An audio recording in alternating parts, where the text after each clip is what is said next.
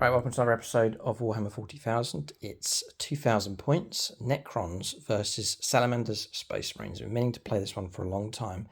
Both armies revamped and ready to go. So a great theme with this one, if you've been watching Warhammer TV, with the clash between Salamanders taking on the Necrons, that whole theme that runs through that series. I think it's called Prior Nexus, the animation, which is brilliant. But great to see this. We can play this now on the tabletop here. Great combination. Very much looking forward to this battle. So for extra content to help support the channel and extra perks and bonuses, do check out YouTube channel membership. Most people go for Aspect Warrior, which unlocks all the bonus content that we create on the channel. If you want to do more support, you can go for Autarch level, all the way up to the Phoenix Lord level as well. Or you can support us over on the Patreon page for the Patronic Dice, name shout-outs, name in the end credits, and so on. You can check out that. That's Patreon, and link for that in the video description below. But through membership and Patreon, it really helps keep the channel going. Without your support, we wouldn't be able to do all of these battle reports for you. So do consider supporting us either on Patreon or on channel membership. So for the Necrons, I'm playing the Awakened Dynasty detachments at 2,000 points. The units that I have is an Overlord. It's for MCs across here. Taking the Tachyon Arrow, the one-shot weapon for him, and then the glaive. Then have the Catacomb Command Barge. It's Tamra. He's back riding his chariot across here. He'll be the Warlord, and he has an enhancement. It's the Phasal Subjugator enhancement being taken for him. Then he's joined by his chariot runners. Not that he can join them, but that's usually the theme is like they run alongside. So it's Triarch Praetorians, full squad of 10 with their particle casters and void blades being taken for those. We then have a Scorpec Lord across here. With the points going up, the way I've adjusted the list is to drop the hex mark destroy. So he's out. It's freed up a few spare points as to pay for the extra points going on units. And then there's a few spare points after that, which I've used to then give him an upgrade. So it's Dermal Bond. He's now got a 4+ Feel No Pain. Just to, because we had played a game and he lasted, his bodyguard was stripped away and then he survived really well. And if I want to give him that 4+ Feel No Pain just to see how that really helps him out with his durability. That's the plan. We've got a Royal Warden.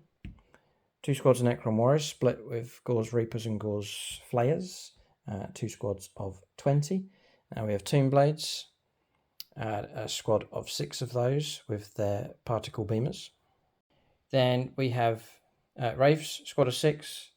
They're joined by a Technomancer across. You can actually join them and hop around with them.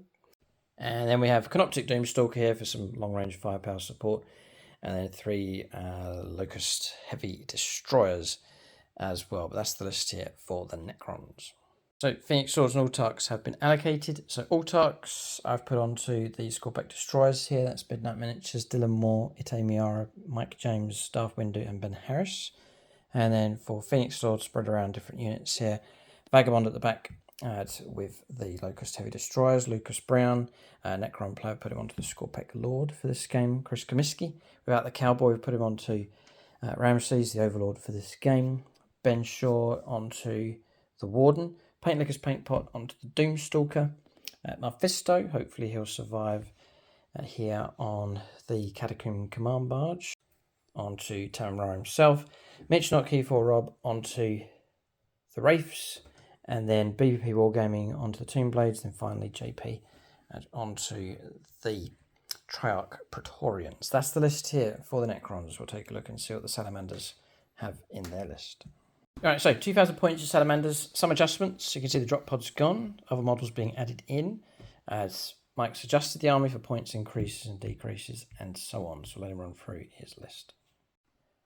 Okay, so this is the 2,000 points Firestorm Assault Force Salamanders. I'm just going to start this way and work my way down. So I have 10 Infernus Marines led by Vulcan Heston.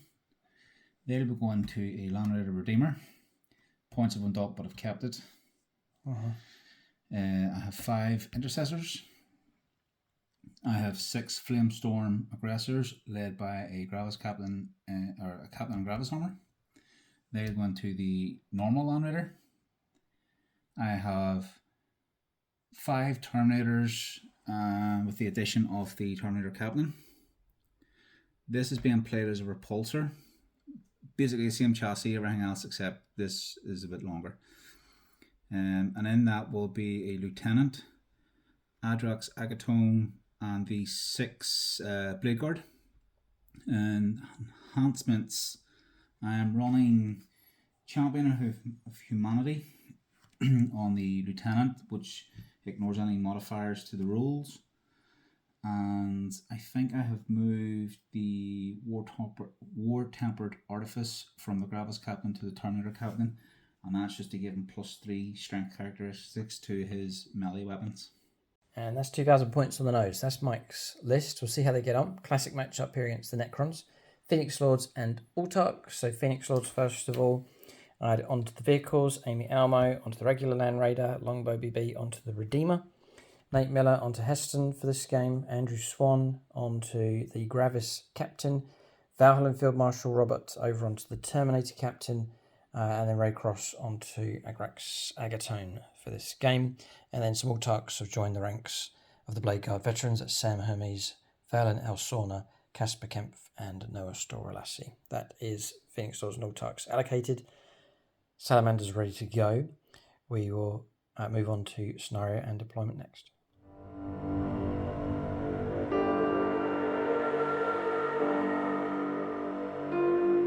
Alright, so we have a scenario from the new Pyronexus cards. So the primary mission is called Linchpin, Dawn of War for deployment, and then the mission rule is Inspired Leadership. For Inspired Leadership, if your warlord is not within your deployment zone, and you're within 9 inches of that warlord, you get +1 to battle shock tests. So there's that to remember as the game goes along.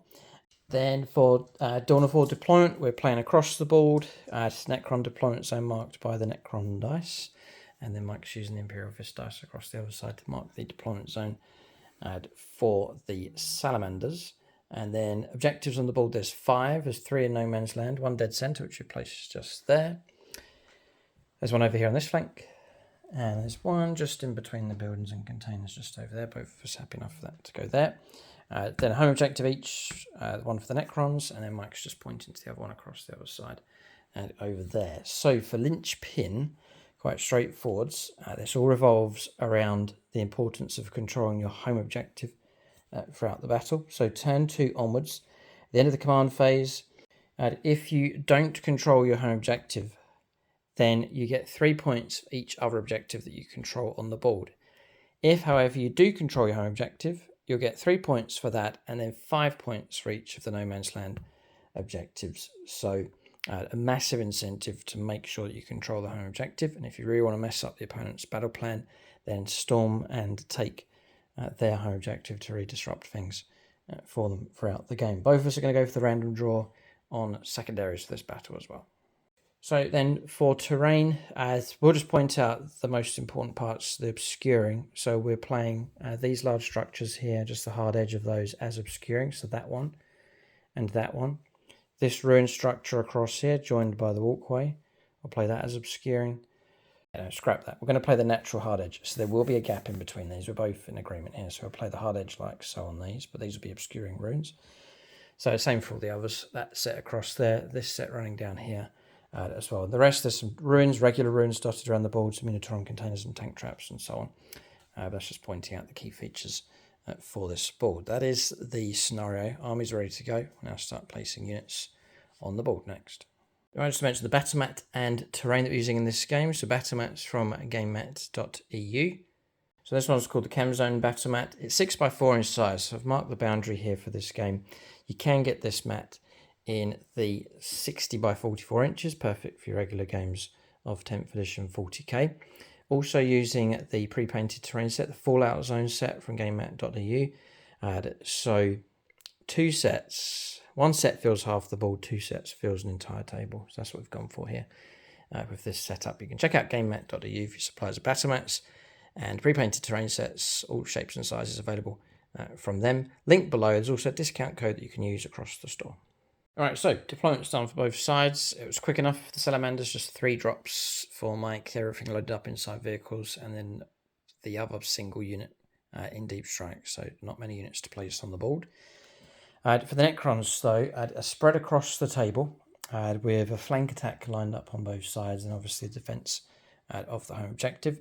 Selecting to go on this flank here with the Wraiths, who have been joined by the Cryptek. Scorpec Destroyers line themselves up here. 2 blocks of Necron Warriors. Ramses, the Overlord, with this one, and then the Royal Warden with the other. Sitting on the home objective with a Canoptic Doomstalker. We have no units in reserve at all.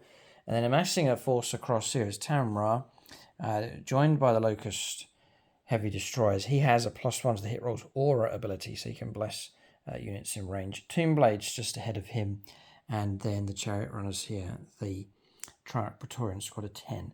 It's deploying as far forwards as they can and hugging right against this right-hand flank, ready to move out towards the objective across there. This deployment really has been in response because we've been able to watch and see early on Mike's deployment. We're trying to think of which units to go where as we take on 3 main chunks of Mike's force. So I'll go around the other side of the table and you can see his deployment. So very straightforward. Land Raider Redeemer across here. Inside that is the Vulcan Heston, joined by the Infernos Marines. Then the regular Land Raiders. Mike's using a 30k model here, but it's just a regular Land Raider with the less cannons and so on. Gravis Captain as inside there with the Aggressors. And then just sit on the home objective with this small squad of Intercessors. And then the Repulsor, you can run this as? Yeah, the Repulsor inside that's a Plague Guard Veteran joined by Agrax Agatone, Lieutenants with them as well. And then finally in reserve, which is potent enough, the 5 Terminators, which are much better now, and then joined by the Captain also. So that's deployment done for the Salamanders. So, deployment's done. I wouldn't mind going first. How about you? I would like to go first. You would? Okay. It all depends on the dice roll. Yeah. Here we go. The green dice says 5. Oh, reroll. 6. Gah. Necron's going first. We can get some early shots in maybe. It's been difficult to obscure the large vehicles. Mike's placed the models on the board so they all get cover. So that will help. Armour of Contempt, no doubt, would be used on turn 1 as well. Necrons will try and get some early shots here, but it's going to be tough to crack open this trio of Salamanders vehicles. So go on to the first turn of the game. Necrons to make the first move.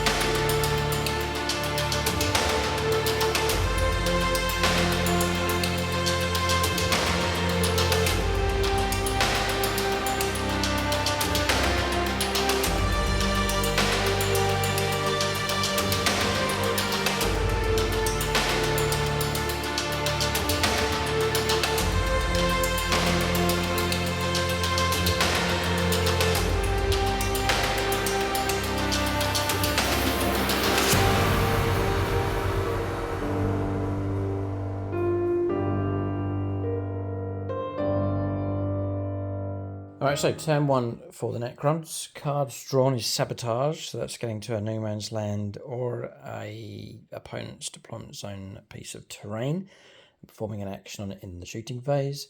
And then I think that card's completed at the end of Mike's turn, I believe. And then Area Denial, which I think we can do on turn 1.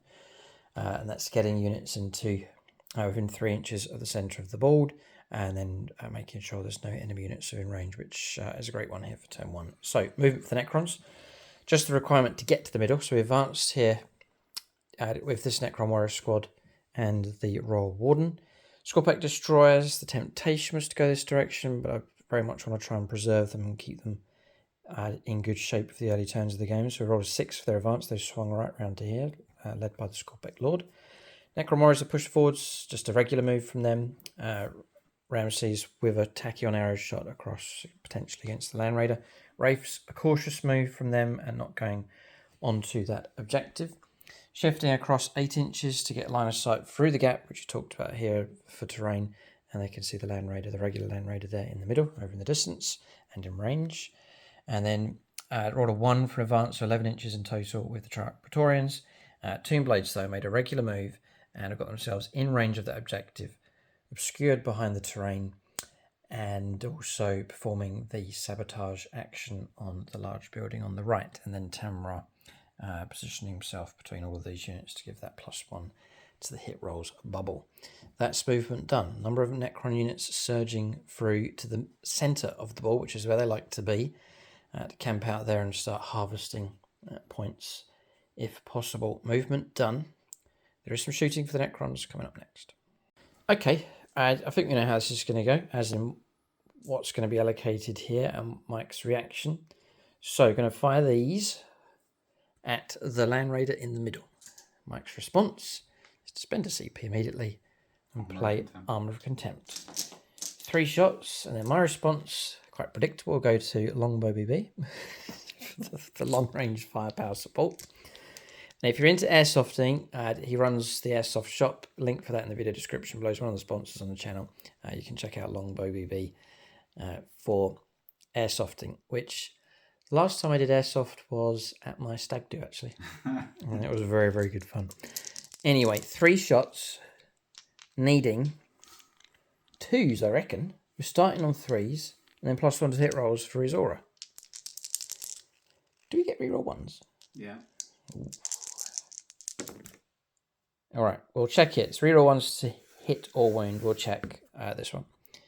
Yeah, it's reroll wound rolls of 1 against monsters and vehicles. So that is going to be a miss.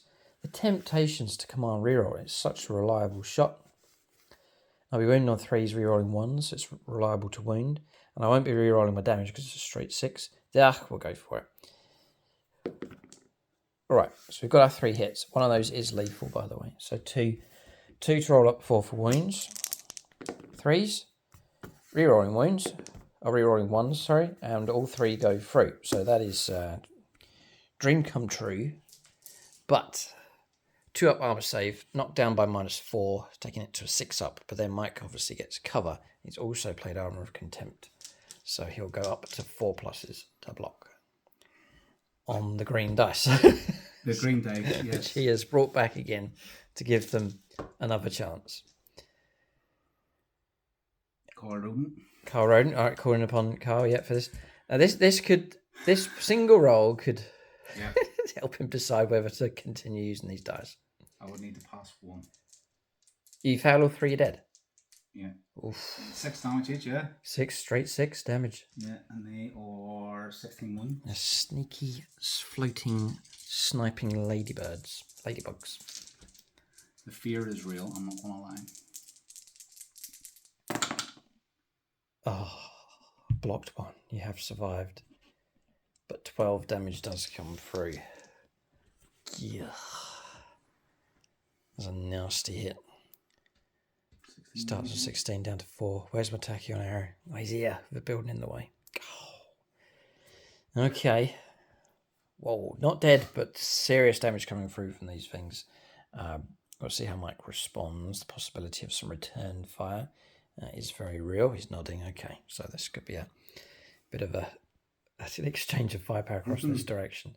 I'm going to look around here. I don't think we've got anything across here at all. We've advanced all of those. That's fine. Yeah. 1 tachyon arrow. I think that's about it. Perhaps a couple of range 24 shots as well. I'm thinking I may as well just use it up now. So 1 tachyon arrow shots. It's going to go against the Land Raider Redeemer. That's Ramses with his 1-use only weapon.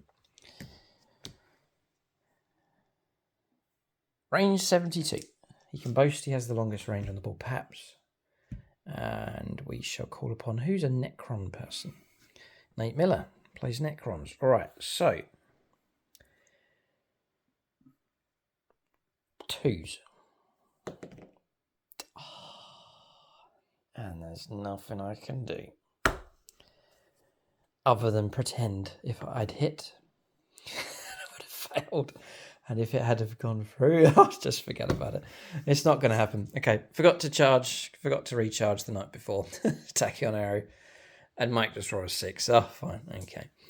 All right, so Tachyon arrow's been and gone. And I reckon... Whoa. How could I miss him?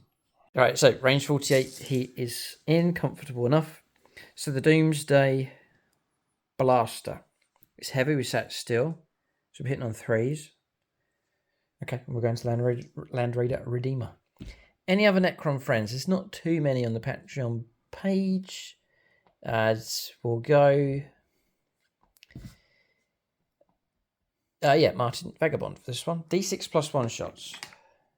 4, not too bad at all. So 5 shots. We'll turn to the Necron dice. Needing 3s. And I wonder if that's lethal.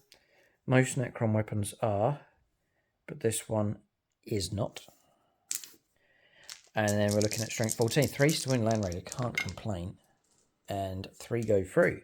These are -3, cover -2, 4 ups. 4 ups, yeah. Yeah, 3 saves at 4 plus. What's the damage in that? Straight 3 each time for this one. It's not bad. Ah, all 3 go through. 9 damage against the Land Raider Redeemer. I used my 6 with it. Like that scene in Star Wars where that planet blows up and Obi-Wan Kenobi hears the screams of the people. I can hear the people watching this video screaming, dump the green dice. Burn them. What can you do? Mike's gone thematic. Green dice, salamanders. And I could have said I'll use them, but I politely said no, Mike can use them.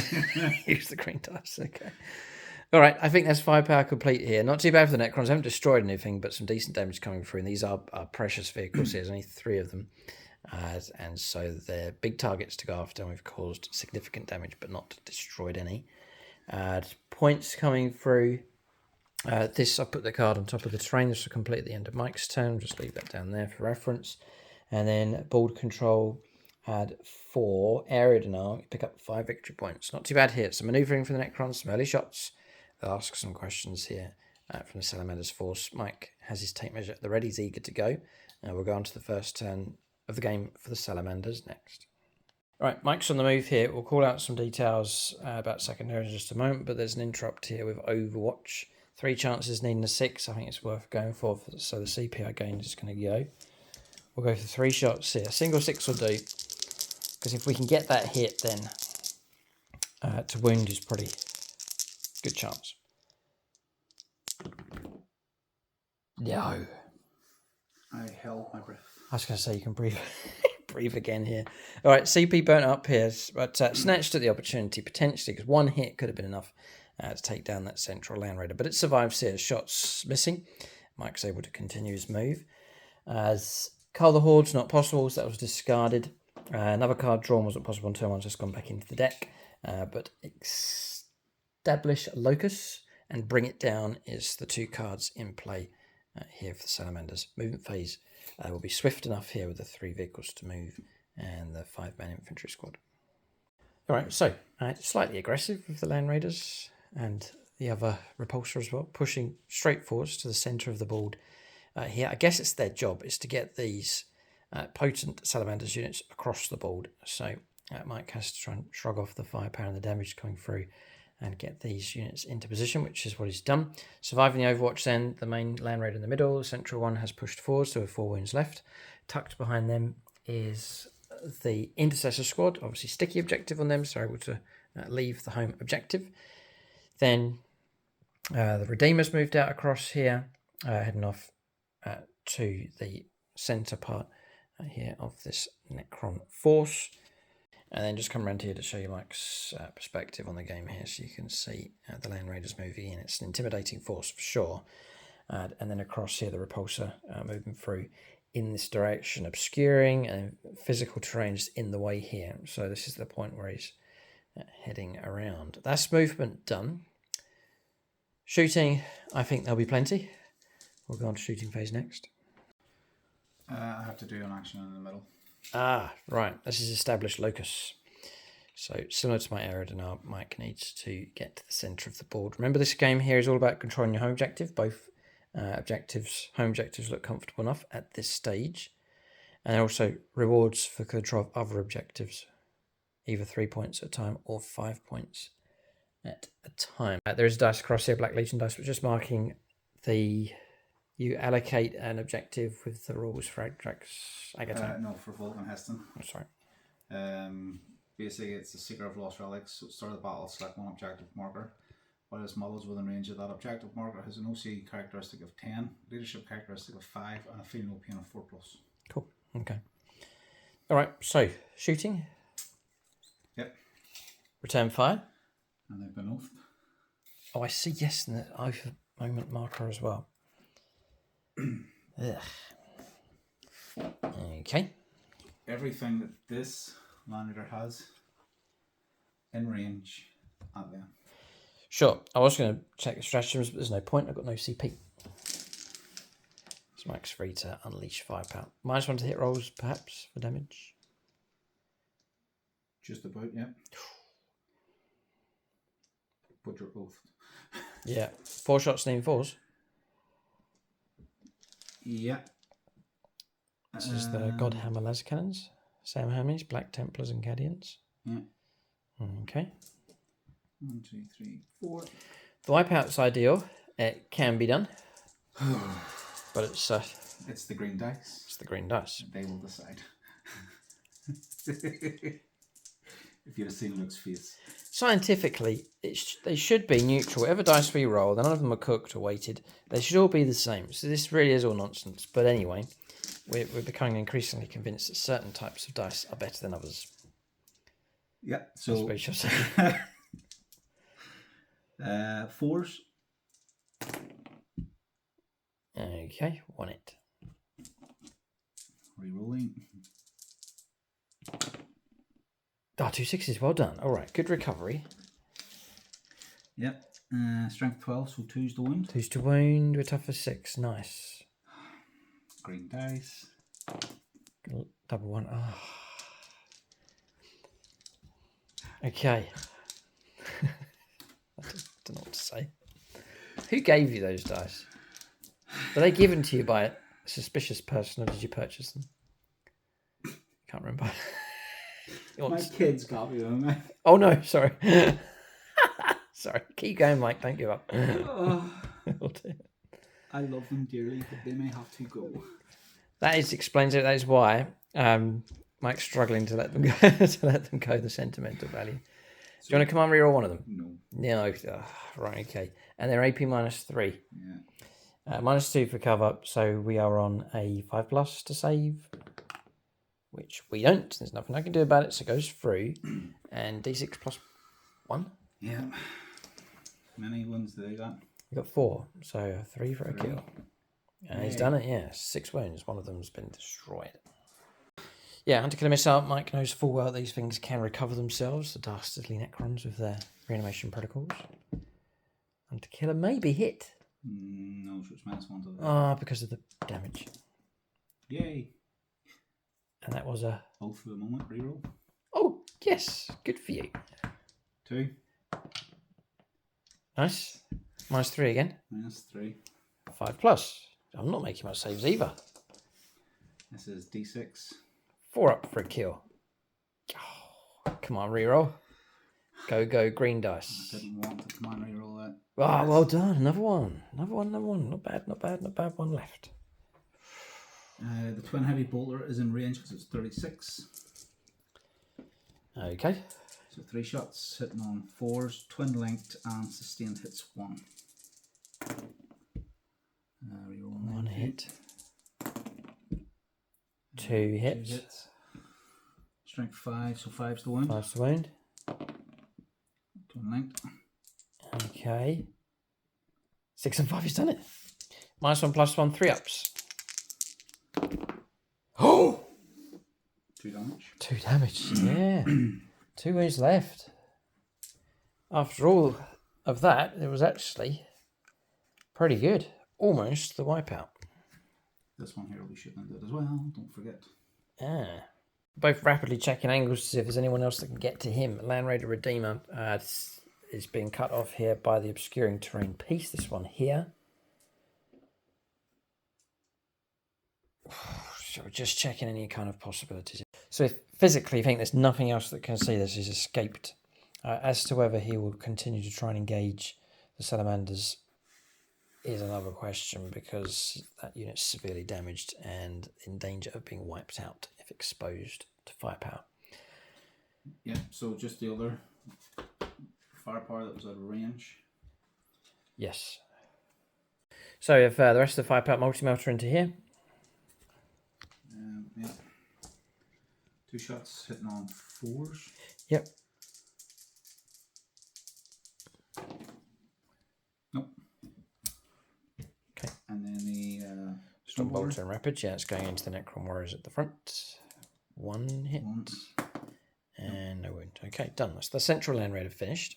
The dream's still alive. This can be shot at. Can anyone guess?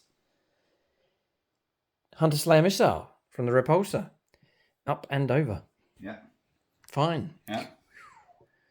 So that's going to go into that. The smells like towel to me, but anyway. The last talon and twin last cannon will go into the Doomstalker at the back. Okay, yep. And then all the small arms fire will go into the front unit here. Sure, right, go ahead. Right. Get off them green dice and get onto a patronic friend. Ray Cross, ooh, he's annoyed. So wow. Right, so the Hunter Slayer is indirect, so it'll be 4s to hit. Okay. Foot re-rolling. It's the last chance. It is. Yeah, no, yes, no, 3s. 2. Indirect. Let me double check that. Scored a 3. It may hit on a 2. It does hit on a 2. Then the worst that could happen is a -1 for indirect. Yeah. If that is the case, wherever it's not, you have hit, right? Yep. Go ahead. Strength 14. 2s to wound. Oh, 5. Well done. So it's all down to me now. AP minus 3. So you need your 5. Yeah, -2 because we'll get cover. And it's a 5+. Yeah, I'll go Patronic. I'm going to blame someone for this. Dear me, you're about to be wiped. Damage would be what? D6. Okay. We'll go for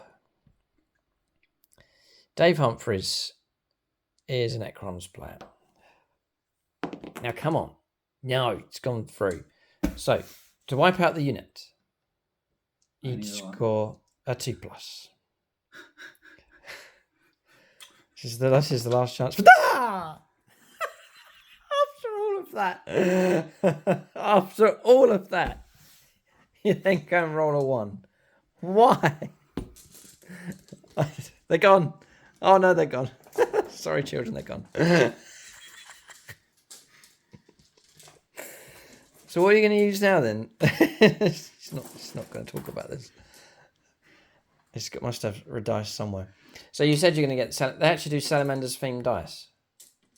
Yeah. Yeah. So that's the way to go. I'm using the Necron dice. These were actually sent to me by Longbow BB. I think he donated them very kindly. And you have to use them with the faction dice. They look very nice indeed. These nice Necron symbols for hits. Grey one. Grey dice says. Oof. And I got it.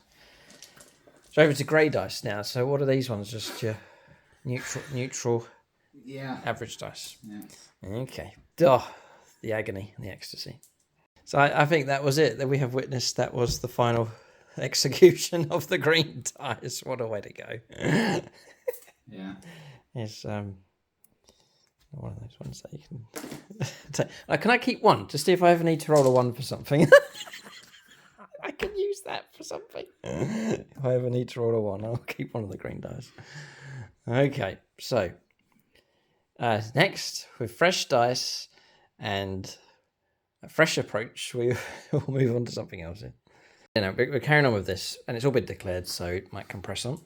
Just different dice. Last talon. Yes. 2 shots hitting on 3s. Okay, here it comes. Oh, there you go. Strength 10. Into him. Yeah. Right. Well, he's not the toughest. Yeah, his toughness 8. 3s. 3s to wound. 1. 1 goes through, yeah. 4 up invulnerable save.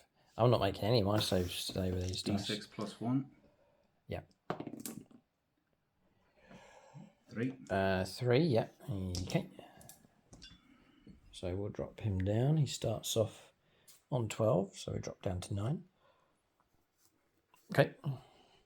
The twin las cannon. 3s. Okay. And then I've 18 shots here with a defensive array under the warriors. Warriors, yeah. So, I mean, dice on the channel, it's still these are the best. The Xenos dice, which, I don't know, I'm tempted and drawn back towards them, but they're more sort of Eldar, Towie sort of dice. Now that Necrons have got their own themed stuff. But anyway, we'll carry on. 3s. Yep, non-special here. We talk about dice in ways that only wargamers would understand. To the average person on the street, they're just dice. Who cares? But for us, they have greater weight. We're looking for 4s to wound. 6 wounds. Yep, no AP. No AP. Bit of cover. Pass them all. Ah! Solid as a rock.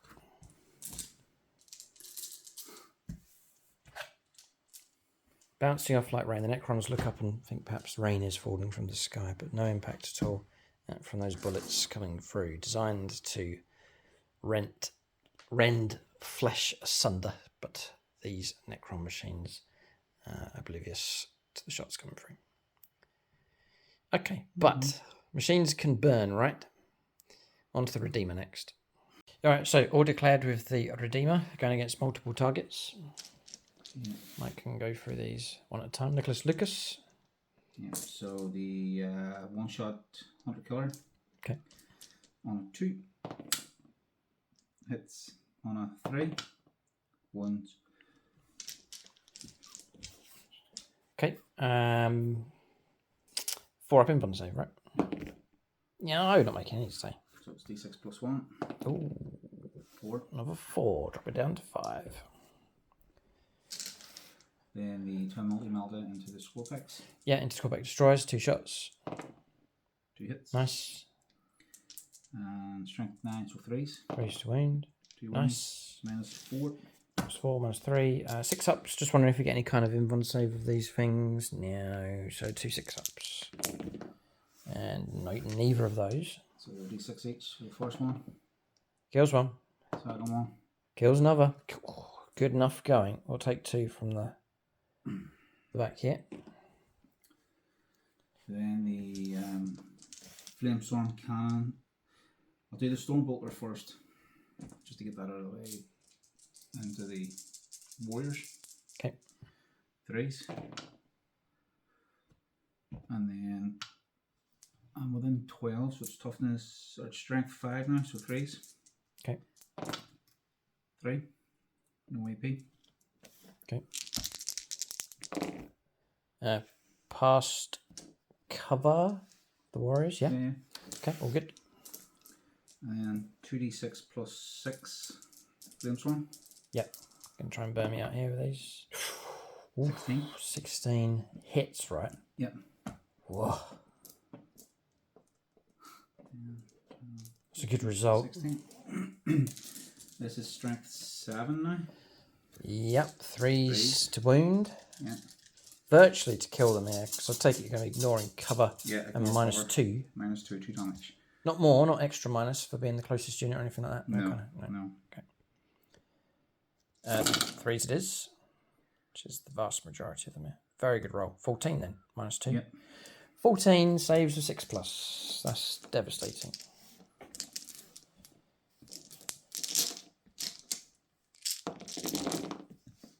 Whoa. 5 of them. Which means 9 are gone, half the squad. So that shooting phase finished, no charges and no combats to resolve. So actually the turn comes to an end at this stage.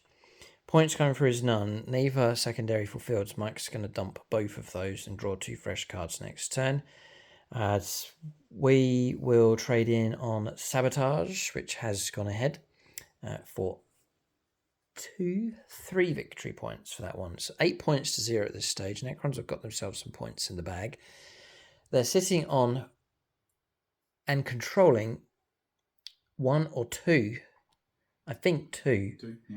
no man's land objectives. We control our home objectives, tactically looking strong enough. But having said that, there are 3 Land Raider-sized vehicles heading towards us, full of Salamanders goodies here, ready to unleash their fury against these marching machines. So Necrons, we have the central ground, but we're about to be attacked. So we're going to hand over to the Necrons. Their second turn are coming up next to try and blunt this assault, crack open transports, take on their contents if we can. We'll see how it goes. We'll go on to the second turn of this fight here for the Necrons coming up next. All right, so movement's done here on turn 2. Cards drawn is Established Locus, which is trying to perform an action in the shooting phase in the centre of the board. It's a bit busy at the moment, so may well end up dumping that one. The other one's Containment, which is performing actions in the shooting phase on either flank within 9 inches. I think I'm able to do it on one side of the board, but not the other. So it's going to be a grind here to try and take down these vehicles. Some of them are already damaged. It's moving across here with the Wraiths onto the objective, potentially to charge into the Land Raider. Mike's got 2 CP, could overwatch them.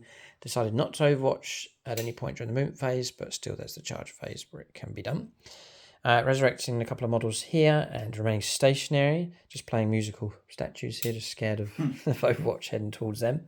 Restored 3 wounds with reanimation protocols. Restored a model with 1 wound left. Deployed him here with incoherence in at the front, just gave us a few more inches pushing across in this direction with the Scorpec Destroyers. Tough decision with them. I could have pulled back, tried to shift across, but the situation is we need to get stuck in and use them whilst we can. They really do seem to attract a lot of attention, so whilst they're alive, we're going to try and potentially send them in. Necron Warriors pushing through the fence across here and getting more models in range of the objective and unleash firepower at close range against this. Land Raider is going to be next to useless though, because we're AP -1 and it's like strength 4. It's going to be a real struggle. But anyway, across here, jumping with these units. So Tomb Blades jumping across to lend some firepower support. Triarch Praetorians just cascading down the side of this building as well. And then electing not to move with him because I'm being watched by that Land Raider. I have Oath of Moment on me, so it would have been 4 less cannon shots. Then 6 is re-rollable. 1 hit potentially could wipe this, so sat still and tried not to move. Honestly, it's like fighting against velociraptors or T-Rexes, you know, if you don't move, they don't see you type thing. And then across here, a bit of a sneaky move. Mike, we measured it up. There was the possibility of the Terminators turning up right here, which put me on even more edge to get this model move. I really didn't want to. So what we've done with Tamra is we've backed him up just to shut down the 9 inches here, so the Terminators can't physically fit in this corner. It means that he doesn't join the attack. He's managed to keep himself in 6 inches of the Tomb Blades to buff them with the +1, but he's out of the fight. But he's got himself onto this flank, so we'll use Tamra to play or to try and achieve the Containment secondary, which is worth 3 points. He does have his use here, quite tactical, but quite useful over on that flank. So that's the end of my move. The question is the movement over? Are you going to rapid ingress? No, you're going to leave it. Interesting. Okay, we'll go on to shooting phase for the Necrons coming up next. So we'll go with the Tomb Blades. We're going to put their firepower into the repulsor. Particle beamers we're using.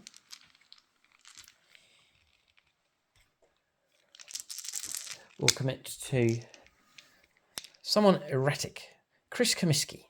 We never know where his dice are going to go here. So a number of shots. And that's not bad at all. 14, 18, 22, 25 shots with these. All right, sadly, not enough dice. So return to these, to the Xenos dice. So we need 2s for hits, thanks to Tamra's blessing. Taking away the 1s. This was the easy bit. A 1 miss. All right. So now we're looking for 6s here. For devastating wounds. Ah, you're fine, just the 1. Ha! Terrible in the end. Just 3. 3 wounds. The repulsor's in great shape here. Just 3 damage being caused. This is going to be hard work trying to grind these things down.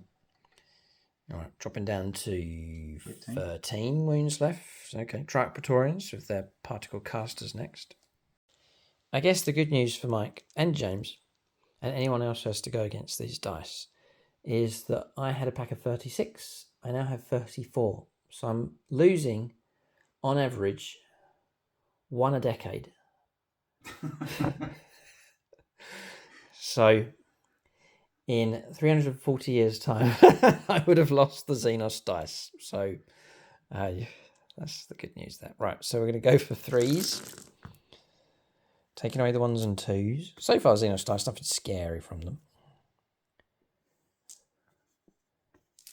Yes, plenty of miss. Okay, and then we're looking for 6s. I think that was a miss.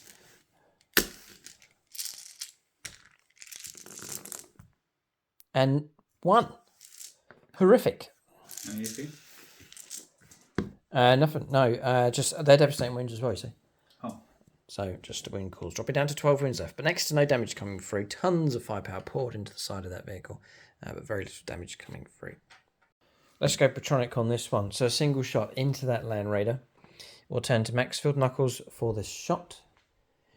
Do you know what? I think we're out 6 inches of Tamra, which means we'll be on 3s. We've hit. We'll be on 3s to wound. Rerolling wound rolls of 1. The wound goes through. 5 up save. Mm-hmm. To stay alive, literally. Michael Fry's a good choice. Only some for a flimmer. Ooh. Chris Heim, another diehard Imperial player. 5+ to stay alive. Okay. The odds are against you here, but it can be done. On the grey dice. Oh, ho, ho, ho, ho, ho, ho. If that was the green dice, Mike, just to prove a point to the galaxy, would have failed. Okay. I suppose tennis players do it, don't they? They change rackets and stuff. Rackets, test the balls, yep, the whole shebang. Okay. Because we're professionals. Okay, we're going to have to go for the grinding process against this thing. I'm AP -1. Mike's got cover here from every angle, partly obscured from all the shots coming from this unit. So you're going to be sitting on a 2-up. So you don't need to play Armor of Contempt and so on. Unless he gets a wound with his damage 2 weapon, which he would be AP minus...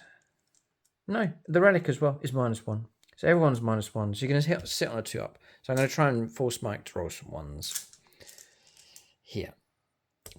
Okay, so we're going to give this a go, but it's going to be a grinding process to do it, but we're running out of options. So the relic Gore's Blaster. 2 shots rapid fire 2. So we are looking as a character in the squad. So we're looking at 2s. And then we're looking at 6s. Oh, I'm sorry about that. I was using Xenos dice, just carried on using them for some reason. 666. I won't see that too often. Yeah, it's 2 ups to block. These are damage 2. Yeah. So be careful. Go, you're okay. Past them all. Okay, so we'll press on with... we'll do blocks of 10, because I think they're all going to be the same. How many shots is this in total coming at me? Well, I could do blocks of 20, actually. These are the Gore's Flayers at rapid fire. So it'll be 20 shots.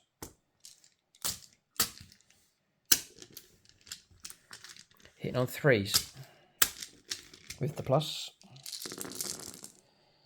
So 3s. The great thing about these is, though, it is that we'll take lethals from this. So we'll get some shots coming through.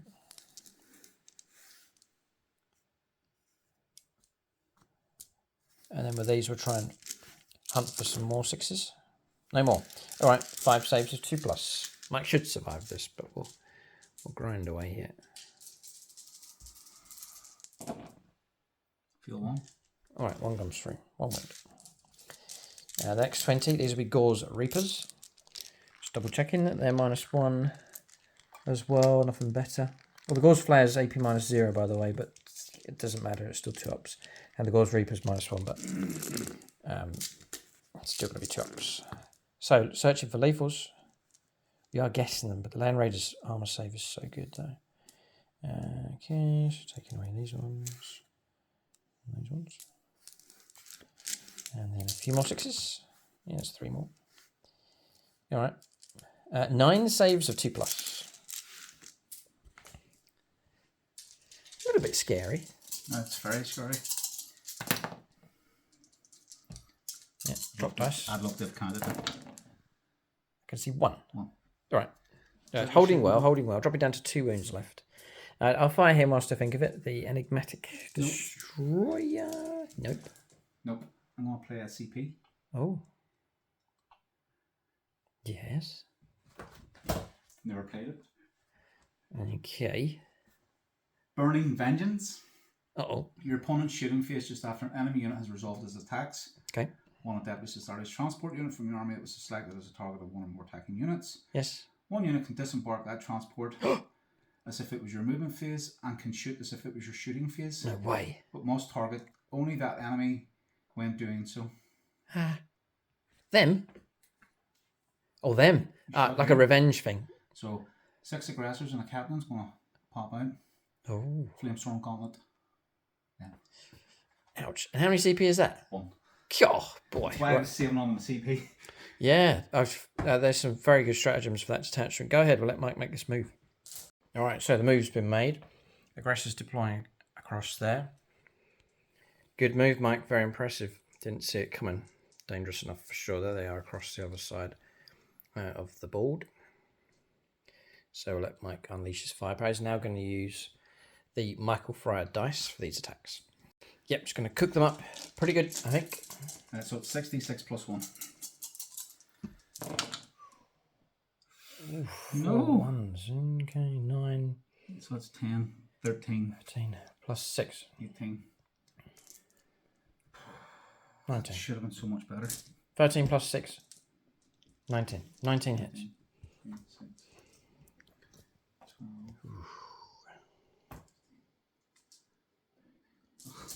So are these flamers twin linked? Yep.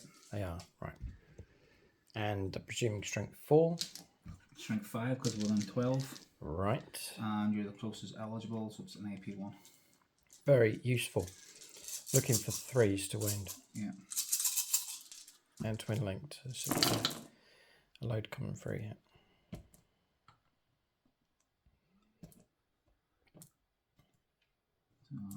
So all of that so far. Yep. And then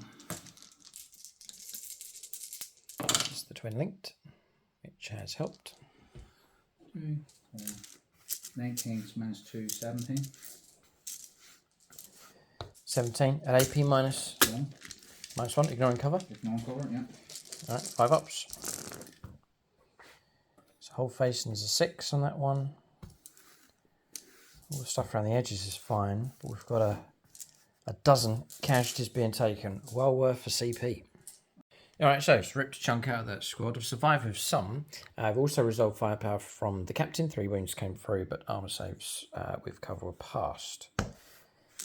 That was Boltstorm Gauntlet shots with him, I think it was. The captain was what was it? Boltstorm Gauntlet, yeah. Yeah, okay. All right, so anyway, we'll go back to we'll fire him and try and pick off some wounds against that Land Raider. So Scorpic Lord, he is equipped with the Enigmatic Annihilator. 4 shots in 2s. Okay. And we're looking for 6s. And you got 1. No. -1, but you got cover, so a 2 up. And you're okay. All right, so 2 wounds still remain on that thing, and we're running out of options here. So surely we must turn to the Canoptic Doomstalker for this. So it's going to go into just decisions here. Okay, we're going to shoot at the... It's a tough choice, yeah, because we can go after the Land Raider, try and pick off the last few wounds. It's dangerous enough. But there's that aggressor squad across there. They are dangerous as well, especially as I've got these units around here. I'll go after the aggressors. I've got more chance of doing damage to them. Blah, it's not easy. We'll go for... Captain 0 CP for armor contempt. Well, it's not 0 anymore, it's reduced by 1. 1, but it's 1 anyway, yeah. Yeah. Travis and Jen for the firepower. So, Jen for the number of shots. 3. Plus 1, plus another 1 for blast. So, 5 shots in total. Come on, reroll that. 3s to hit. 3 hits. 2s to wound. 2 wounds go through. And we're looking at -3.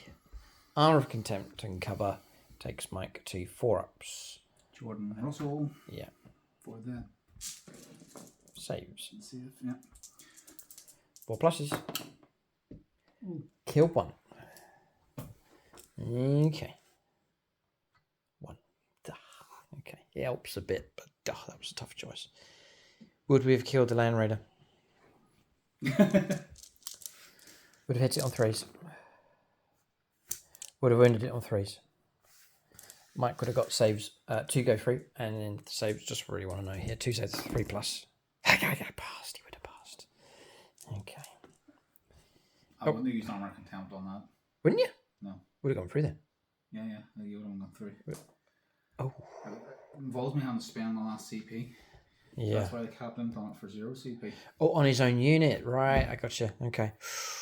Oof, so the Land Raider would have gone. Ugh. Wraiths with their particle casters into the Redeemer, looking for 3s because they're being led by a Cryptek. And 6s will be great for devastating wounds. And we get 3. Just checking with devastating wounds. Yeah, we do. Yeah. Yeah, 3 wounds caused on the Redeemer. It's actually taken damage already, isn't it? Mm-hmm. Yeah, so it drops down to 4. 4? Mm-hmm. Oh. Okay. Technomancer with his firepower, Staff of Light, 3 shots. 2 hits. 6s. Nothing from him. So that's the firepower from those done.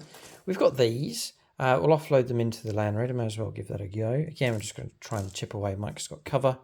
So he's going to be on 2s with his firepower, or with his armor save hit. 26. One can't see, the rest can. I'm going to fire all the weapon profiles together. It really makes no difference. So we're looking at 3s. And we've got a little heap of lethals. Going to take away the 1s and 2s, which there's plenty. That's all those. Those and those. And we're looking for some 6s. Another 1. So 7 saves of 2 plus.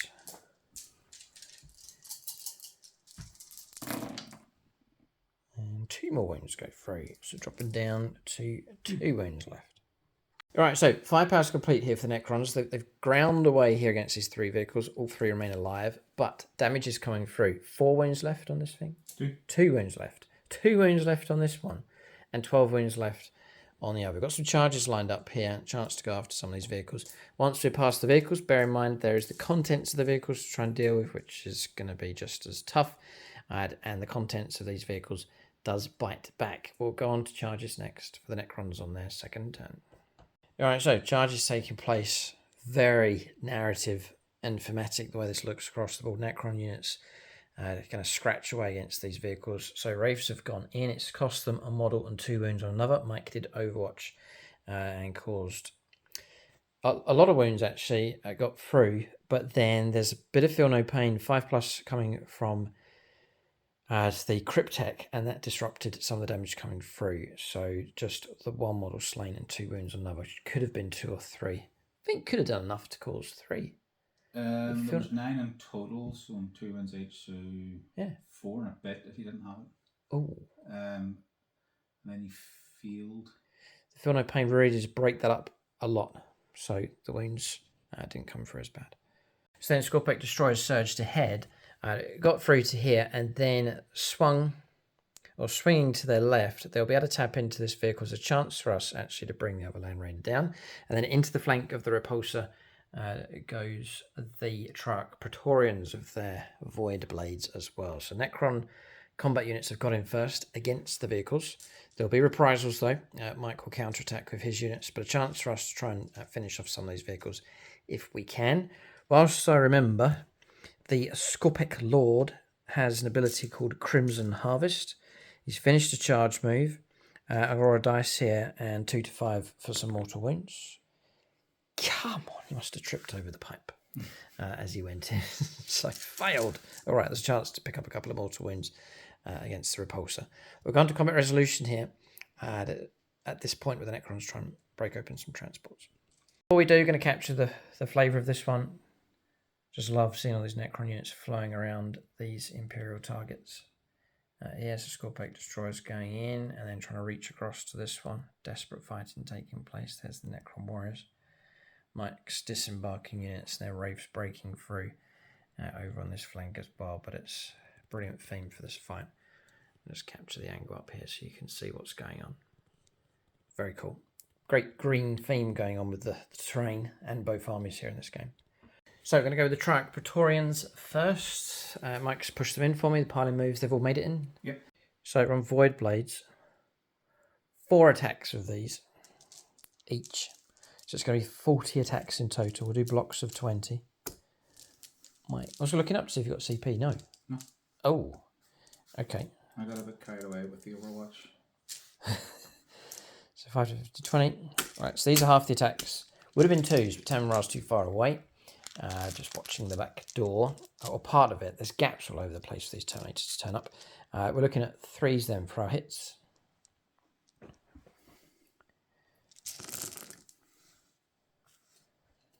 So 3s, so far so good.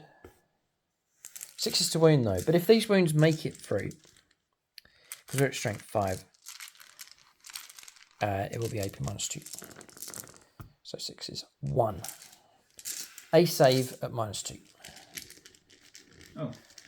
That's it. 5 up? Nope. Okay, a wound caused. This is terrible. I was almost ashamed here to be rolling these up. We're now looking for 6s. And another 1 save of 5+. Absolutely terrible. 2 wounds caused, dropping down to 10 wounds left. They are not designed to take on vehicles. They really do struggle. All right, 10 wounds remain. We're going to switch right over to the other side. I'm going to use a CP, finally, for a stratagem. It's called Protocol of the Hungry Void.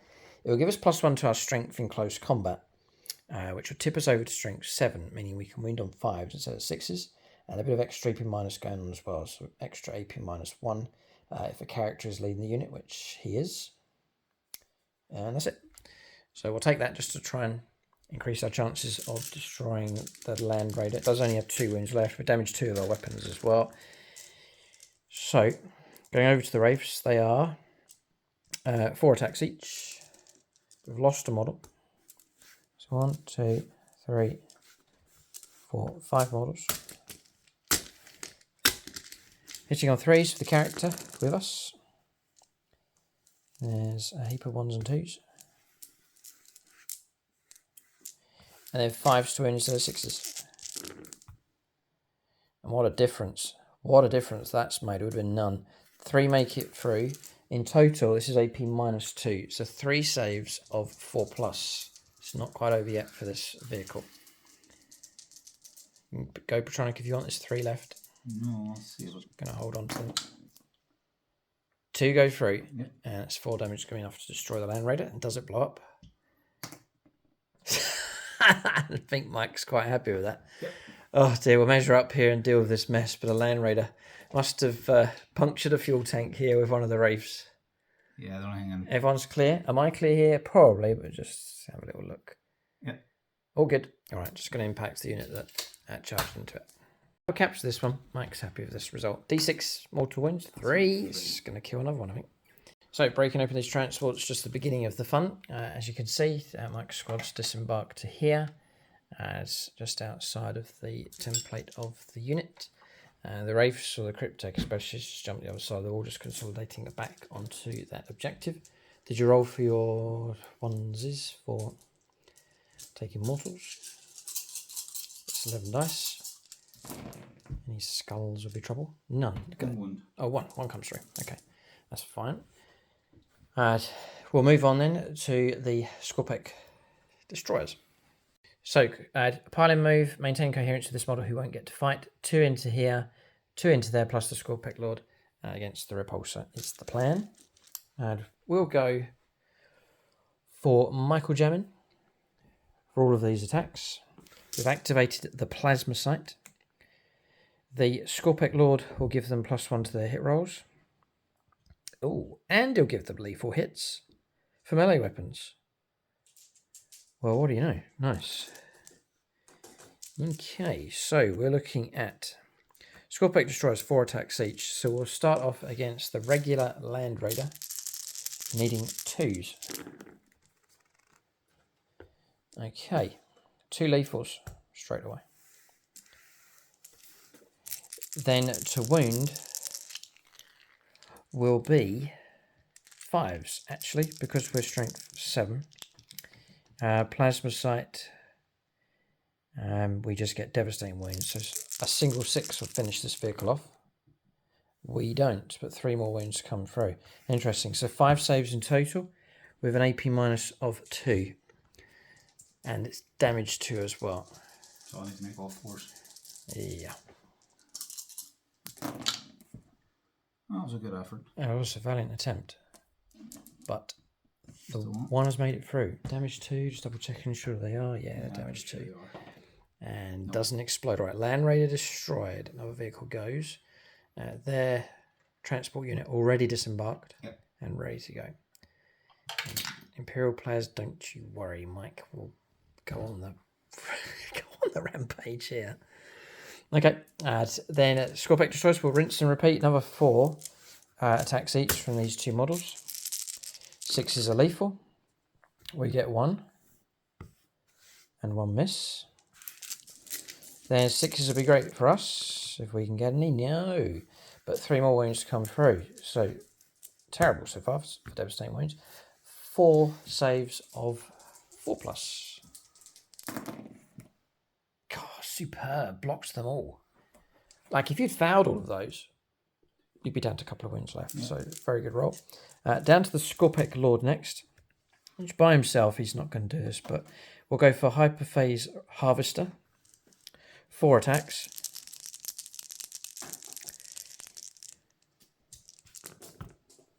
Oh, he's got 2 lethals. That was cheeky.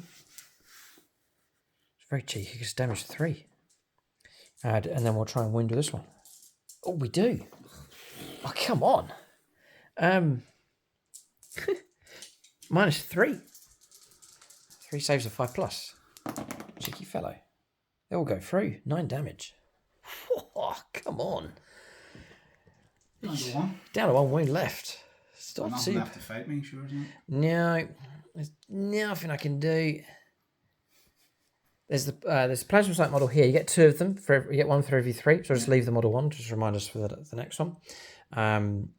But very nearly cracking open the 3rd and final transport by himself, causing 9 damage with the Scorpec Lord. Good work from him. Really do rate him. I think he's underrated. I think he's pretty good if you bodyguard him.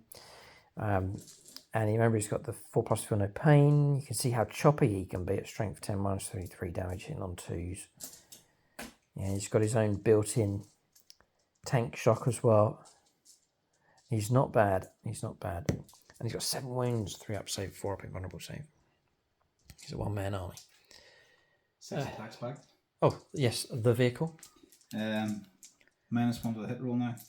Okay. So it's 5s. 3. Strength 8. 3s. 1. No AP. Okay. 3 up. I've held. And it's enough actually to get run over. That model over there.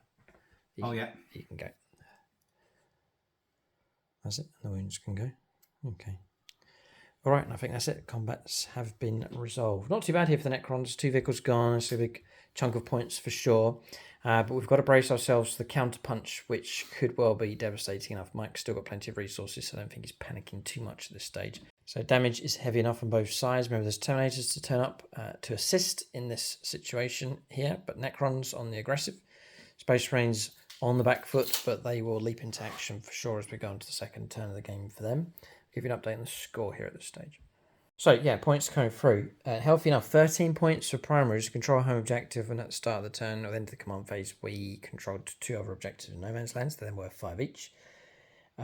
Then 3 points for containment being picked up, and then we dumped the other card. 24 points to 0. It's not really fair at this point because Mike's got a turn in hand. We'll have a better idea on the situation at the end of turn 2 for him. But Necron's flow of points is pretty good.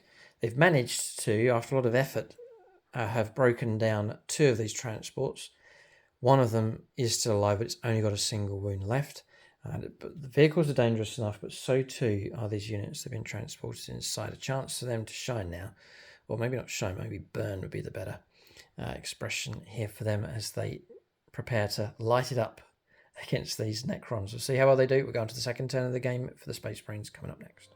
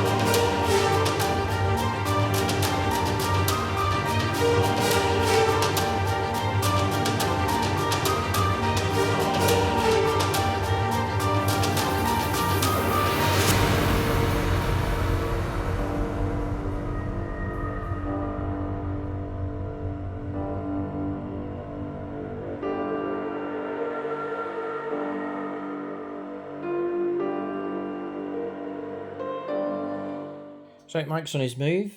Containment, that's getting onto the flanks of the 9 inches and forming an action in the shooting phase. And defend stronghold, hold on to the home objective as the 2 secondaries in play. Mike's picked up 3 points, just 3 points for primaries for the control of the home objective. So the pressure is on to go for these flank objectives. All 3 currently held by the Necrons, menacing wraiths over on that flank. Vulnerable Necron warriors, but they are there, they're in the middle.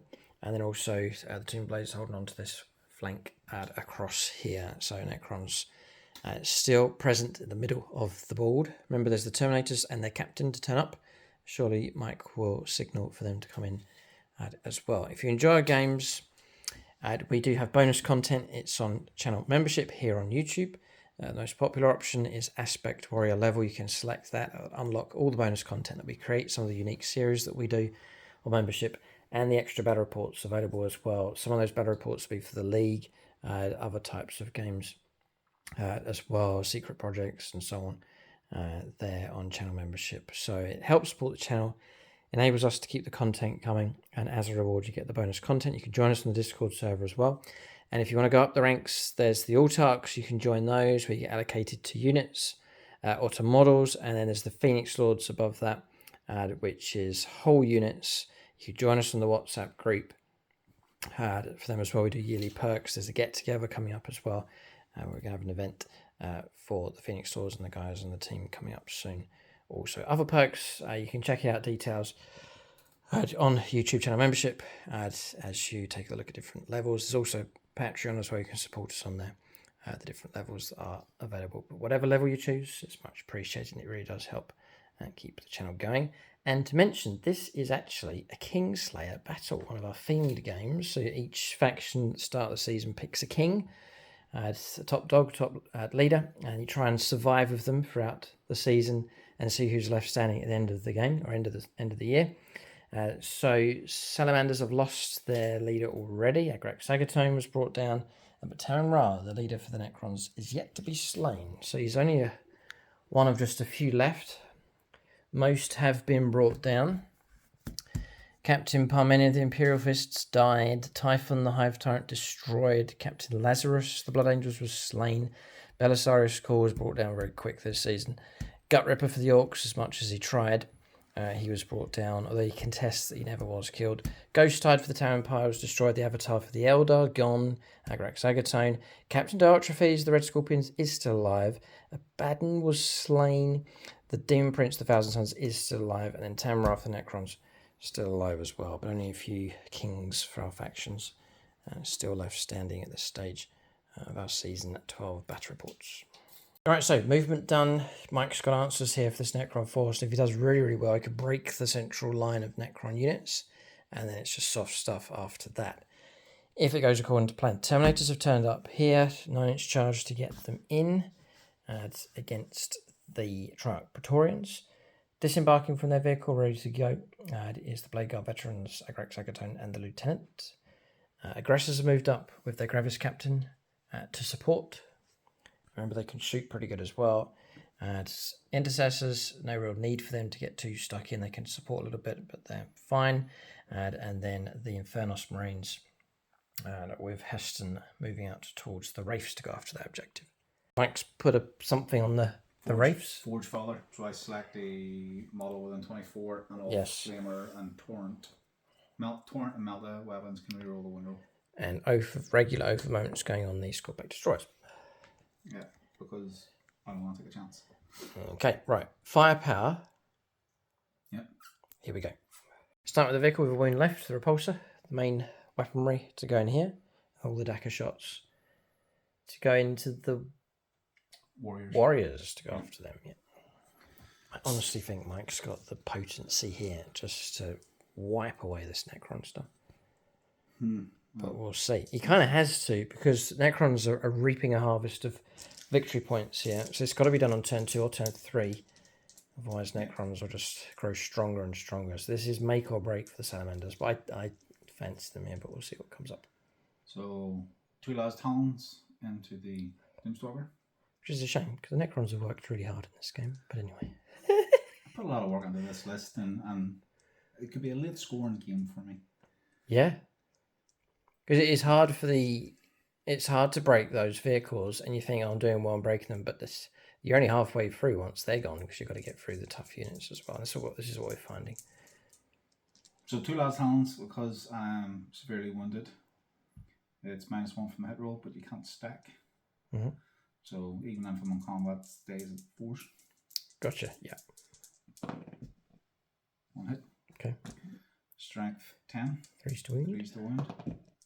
It's a wound, -3. 4 up your vulnerable save. Leave it. D6 +1. If you roll well, 3 3. damage. Dropping down to 5 wounds left. In the twin las cannon. Yep. 4 hits. 3. Yep. Nice. -3. 4 up invulnerable save. And fouled that one. Dice roll's terrible. 4. Another 4, down to 1 wound left. What? Oh. Ooh. Oh. No. He's thinking about it. I am. I need the CP for something. Don't we all? I do. No, I'll leave it. What would you have rolled? The same. Oh. Okay. Shots. Yeah, 18 shots is the warriors next with the repulsor array. Yeah, so 4s.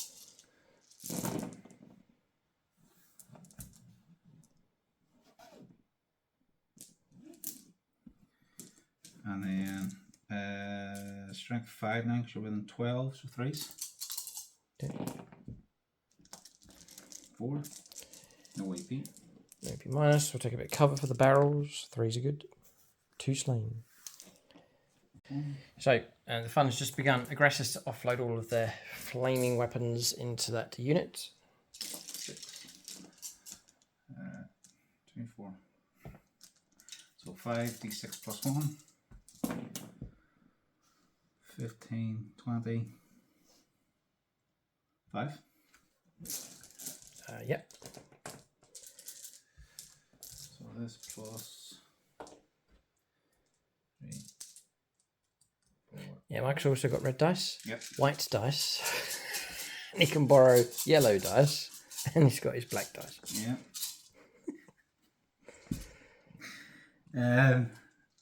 3's the wound.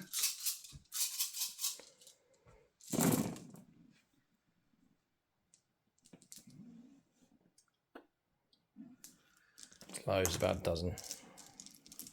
2, 4, 6, 8, 10, 12, 14, 16 at -1. Ignores cover. And you're getting the -1 just because you... Close is eligible. I can't shoot the score picks because they're on Because they're in combat. Gotcha. Right. Okay. And ignoring cover, right? Yep. 5s. Oh, we block a load. But it's not going to be enough. There's 6 warriors left. And that is going to be enough to wipe the warden with 4 wounds. Wipe out. Well, well, well. Target cleared. And this is the thing. You get drawn in against... Because your firepower's not enough. You have to go into close combat, which is what I've done. I get sucked in. And then that suits Mike fine. For combat and short-range flamer-type weapons, Salamanders style, here we're starting to see this philosophy paying off here. Well, we thought we were doing well. We're taking on vehicles, bringing them down, but it's the dangerous stuff is the actual contents inside.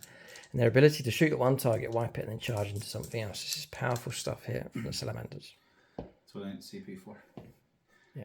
The intercessors are going to throw a grenade at the wraiths.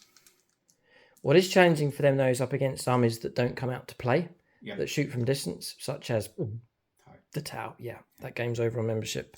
You can check out and see what. The one I hear suddenly sounds like Dan inside. That's that game, yeah. Outside as well. I was Dan on the outside as well. Yeah. Just one of those days. Go for 6 dice, needing 4s. This is grenade strap into here. Grenade's been thrown. Mike's determined to clear these wraiths out. Yeah. Use everything in my arsenal that I can. So it's 3 mortal wounds. It's enough to kill him because he's on 3 wounds left. Well, kill a wraith certainly helps. That's half the squad gone. There's 3 left plus the cryptek. Yeah. And then they have a grenade launcher and 1, 2, 3, 4 boulders. Okay. We're still on the intercessors here with the regular firepower. Yeah. So grenade launcher needing a 3. This is a crack shot, I believe. That is, yeah. So hits. Yeah. Strength 9. 3s. Wounds -2. Blocked.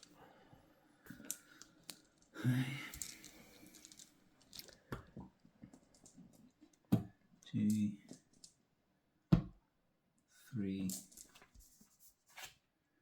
And the sergeant. Carrying the same. Oh no. No, because he's a thunderhammer. Yeah, no, you can. So I reckon 8 shots. 3s. 3s.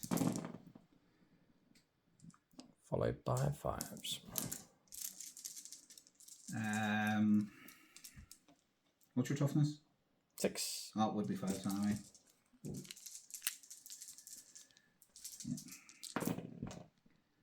2 -1. 1 sneaks in. So drop it down to 3 wounds left. Okay. Vulcan Heston and his squad. Yeah, so it's 10d6. 2, 4, 6, 8, 10.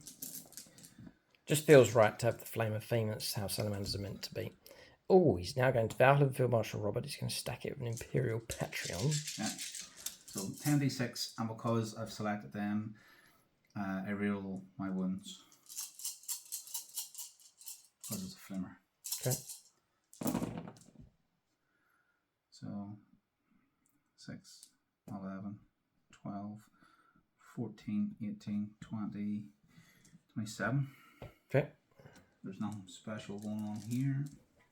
This is now strength 6. Your toughness 6. Oh, yep. because you're within 12, I get +1 strength. Okay. 4 for wounds. Rerolling.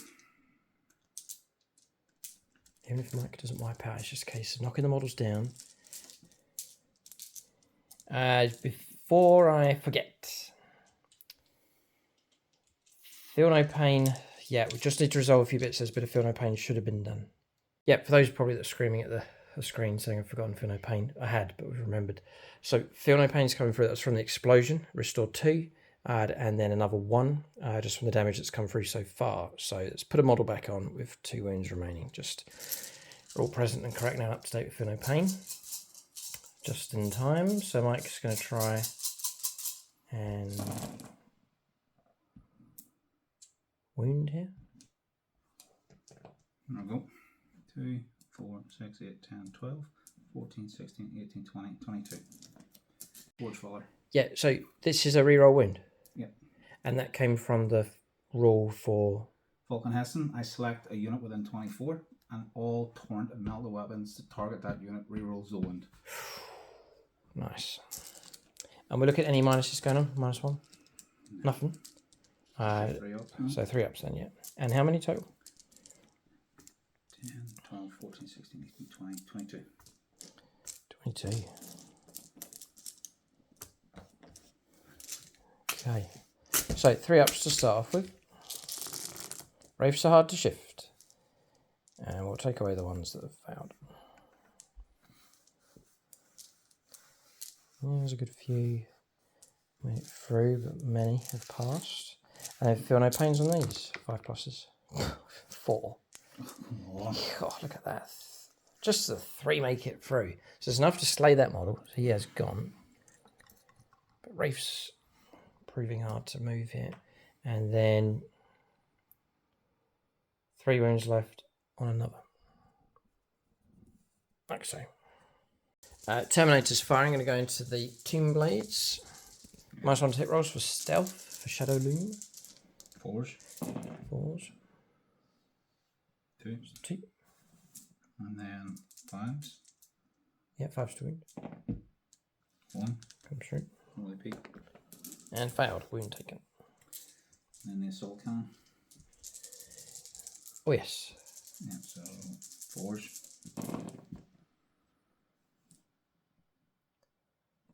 Followed by 3s.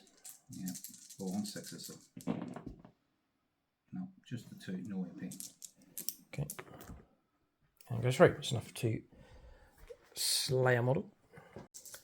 Rapid fire within 12. Yeah, this is the captain with the Terminators. 2. Yeah, 3. And then 5s. 1. And passed. Okay. Shooting phase is finished. It's wiped out these Necron warriors across here. So it's a stray model. It's cleared those out of the way. Wraiths has been a struggle. Some damage has come through, but still half the squad remains. They're dangerous enough. If Mike has enough potency of his units to take them on, I think surely he just has to go for it. Then the Blade Guard veterans are strong enough for sure. They'll be supported by the aggressors. There's 2 main Necron units to take on. The Scorpec Destroyers with their Scorpec Lord, and then also the Triarch Praetorians, both dangerous units. The advantage is that Mike can go on the charge and strike first. Bearing in mind, though, Necrons do have 2 CP available, so the interrupt is an option for them. So this fight for the middle, I still think Mike has the advantage, but Necrons are still dangerous here. He has his boot on the head of the snake, but still its venom is there, so be careful. So the Terminators need 9 inches to get into the Praetorians. Oh yeah, start with them. This could tip things well and truly in Mike's favour. Oh, and he's got the 9. Good for you. If it was the green dice, just to prove a point. Oh, 11. Better. Okay, see, it's just random. Yeah. Right, in they go. That's very, very good news indeed. Very, very good news indeed on that flank. So charges going off all over the place. These have gone in. The Infernos Marines. Vulcan Hessen is giving Mike OC of 10. He's got himself in range of the objectives. That's now been claimed here by the Salamanders. With the charging Terminators, it's then freed up Mike's aggressors and Blade Guard veterans to all converge on the Scorpec Destroyers and Scorpec Lord. So that really has helped make a difference. We'll zoom in here to capture the flavour of this one, but it looks like a salamander sandwich here. With a tasty canoptic filling. So pick a combat, but not any combat, because we can interrupt play. Yeah, no, I'm not enough for that. So yeah, I think I know where Mike must go, but we'll see what he decides to do here. Blade Guard veterans to try and take down the Scorpec Destroyers. Yeah. So, oh boy. 4 6s, 24.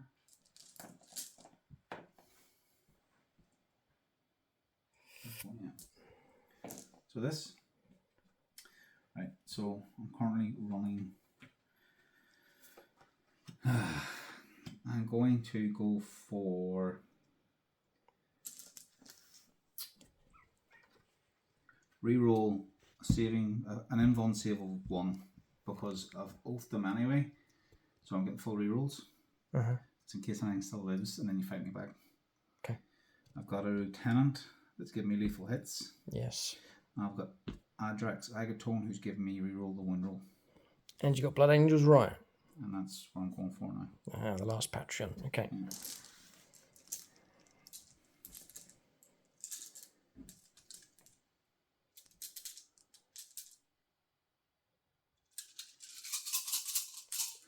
Yeah. 3s. Here we go.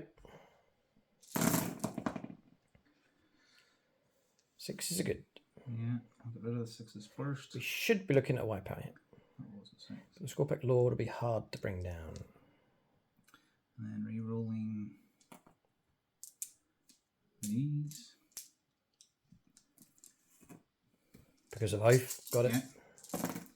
Deadly. Lethals is helping as a heap of auto wounds have gone through. And then this is strength. You're up against toughness 6. 5. You've got no invuln save. So 5s. I've just looked at the close range eradication. It's for Shooting. Yeah. Go ahead, 5s to wound. And there's a few, but lethals has made the difference. And that's because of the lieutenant. Adrax. What was that? Adrax, what does he do? Reroll the wound roll? Yeah. Oh, strength. Onto the anvil. Makes a melee attack, you can reroll the wind roll. I can see why you added him in. Let's help to get 3 more. Yeah, just tips things nicely in Mike's favour here. Looks like a dozen odd saves to make. 14. 14. And these are -2. That's 2. 5 pluses. Oh, whoa. Let's just be careful here because Mike's potentially going to go for the wipeout. So we have 4 left. And I'll make that 8. 5 ups. None of them apart from 1. Horrific. Bodyguard gone. And then we're on to the Scorpec Lord so quickly. Alright, Scorpec Destroyers vaporized. Scorpec Lord next. We'll do these 5. He is made of stiffer stuff. 4+ invulnerable save. Now come on. Oh, block 2. 6 damage. 6 damage. He has a built-in 4+ Feel No Pain, which blocks 2. So we take 4 wounds. He's probably going to go. We're trying our best. 4 wounds taken, dropping down to 3 wounds left. Have a lieutenant still to hit you. Lieutenant still to come, and Agrax himself to come as well. Do Agrax first. I'll do Adrax. Okay. Okay. Oh man. 2, 4, 5. Okay.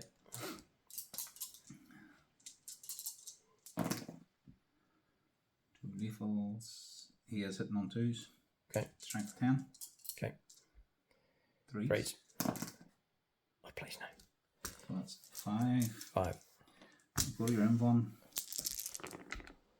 Ooh. 6 damage. Meow.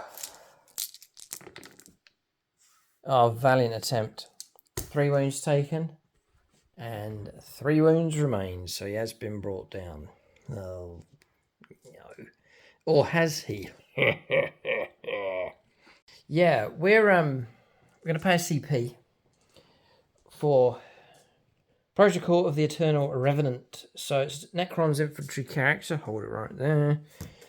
Surely he's infantry. He is, yeah. So I'm able to get back up at the end of the phase. So after all the other combats are resolved, I've got to get up as close as I can to the original place. I can't go in this gap across here without being within engagement range, so I've got to hop over the other side of the boundary across here. We'll have half our wounds, which will be 4, and he'll get back up automatically. There's no roll involved. It's well worth it for a CP. We'll get back up and fight again, but without any bodyguard and half slain. We'll go on to the Terminators next. There's no combat for the aggressors. And they could, if they wish, make a consolidation move tighter onto the objective. Mike can do that. Terminators, Mike's already positioned them so they can all fight. So now it's choppy time against the Triarch Praetorians. We'll see if Mike has enough punching power to work his way through all of those. Yeah, I don't think I'll have anything special. Triarch Praetorians are a menace. Yeah. Okay. So yeah, threes and threes. Yep. This is with Power Fists, I presume. Yeah. Okay.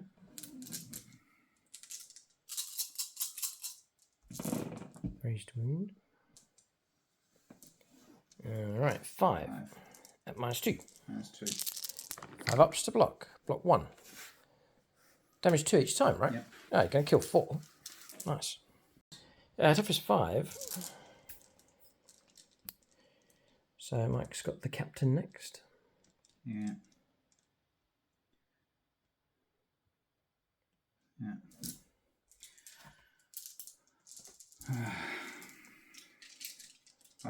6 attacks.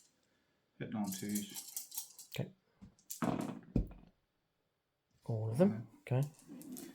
And then this is now strength 5, 6, 7, 8. Raised wound. Yeah, because of the add 3. Yeah. Oh, right, this is an ability on him, enhancement. Yeah, the Warhammer Artifice. He's modelled with the sword. I forgot the state at the start, so we'll go with the sword. No, you declared it to me off camera. Go with what you said you had. Oh, I can't because I already rolled 6 dice. So it's, all right. Okay. Sword drawn then. Any wounds? 4. 4 wounds? Okay, good enough. Oh, because the enhancement that's going on the sword, yeah, gotcha. All right, minus? 2 damage. 5 ups to block. Oh, come on, 3 more make it through, and it's going to kill 3 more models. It's good chopping. Very, very good, actually, from the Terminators. So I think we'll chop back with what we have left, which isn't many. Mike's done well. Tempted to use a stratagem, but we'll leave it. We'll just go for regular attacks. So we're looking at 3s. Followed by 4s. And these are at -2. So 5 saves are 4+. 5, yeah. Yep. That's with the void blades. What's this going to do? Yeah. Oh, yeah. So it would be 4 vulnerable saves. 3 make it through. So a model slain, I believe, from that squad. Yep. Okay. So eventually this combat to resolve across here. It's fine. Mike's just doing his tank attacks now, coming across. Just trying to pick up some wounds. 3s. 2. No EP. 3 ups. Pass both. Right, so we can now turn to the Wraiths. So Mike can make his attacks. Right, there were some flamer shots should have gone in for Vulcan Heston. The shooting phase is fine. 2 wounds did go through in the end. Some were blocked and feel no pain. Still that extra model still standing. And now Mike's going to make his attacks here with regular Marines. By the looks of it, I doubt this is coming from Vulcan Heston. Yeah, because I can chip away some. Chip away wounds, yeah. Force the saves. Force the saves. Just keep going. Get the Wraiths down to 1 or 2 models left, and they'll be in trouble. Away, yeah. 3s.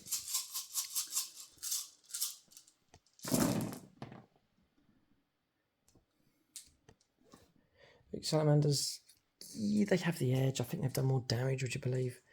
Here, they're clearing out Necron units, starting to dominate the centre of the board. Softer stuff across here for the Necrons. So if Mike can get past these units and break them, he can start to dominate the table. 5s to wound. But he knows it's critical to break sooner rather than later. 6. 6 saves of 3+. Pass them all.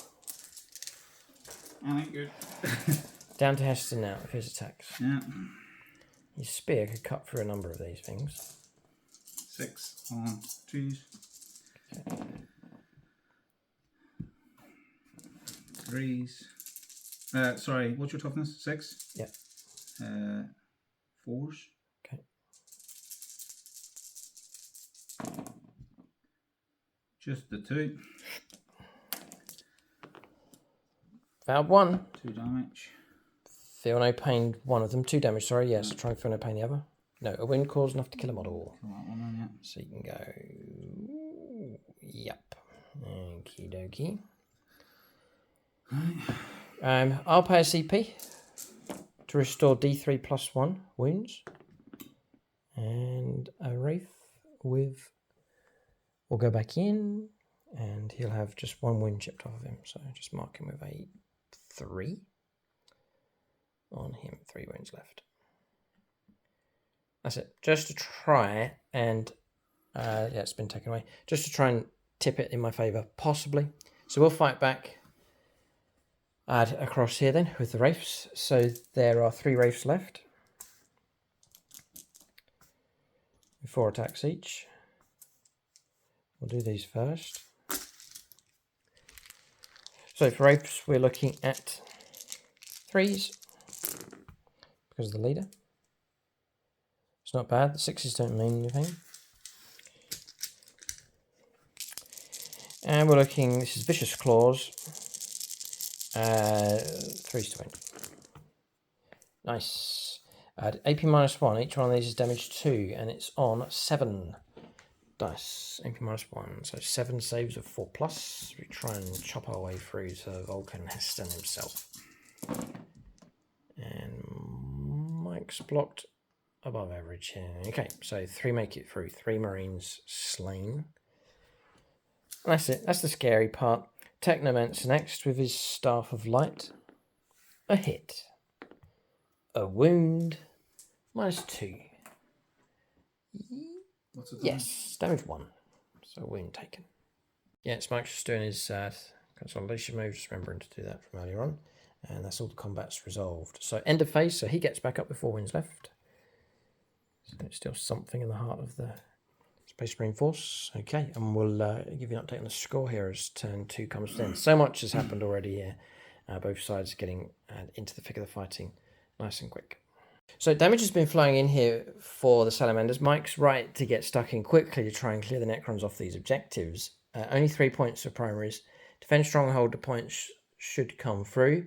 But it leaves Mike on just 3 points at this stage. Necrons on 24. So they've got themselves ahead. As Mike's mentioned already, trying to play for the mid to late side of the battle. So try and clear the Necrons and then rake in the points turn 3, 4, 5. Or 4 and 5 if possible. The longer Necron resistance continues, the more difficult that's going to be. Necron units have been hit very hard indeed, but not quite destroyed. And so Necrons are still dangerous. If they have units on the board, they can start to recover. This is a tricky one. The battle does hang in the balance here. Necrons can try and counter, but they have taken heavy hits here. I wonder if we've got enough stuff left to try and dent these elite troops that Mike has. We'll see. We'll go on to the 3rd turn of the game. It could be the case that Necrons lose the battle, but they'll win the war by reaping in more points and so securing victory. We'll see what happens. We'll go on to turn 3, the middle stage of the game for the Necrons coming up next.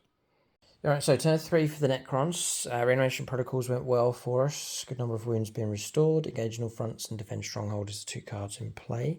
So defend the home objective, fine. Restoring a model and some wounds on here. So there's 2 of them. They've shifted out 8 inches across in this direction. Just the 1 wound going on to the Doomstalker and take a risk and leave it on the home objective is risky. Mike has units that potentially could reach it. Depends what we destroy and we'll see how it goes. Scorpec Lord restore 3 more wounds back up to his full strength of 7. He sits there though, fearful of Overwatch.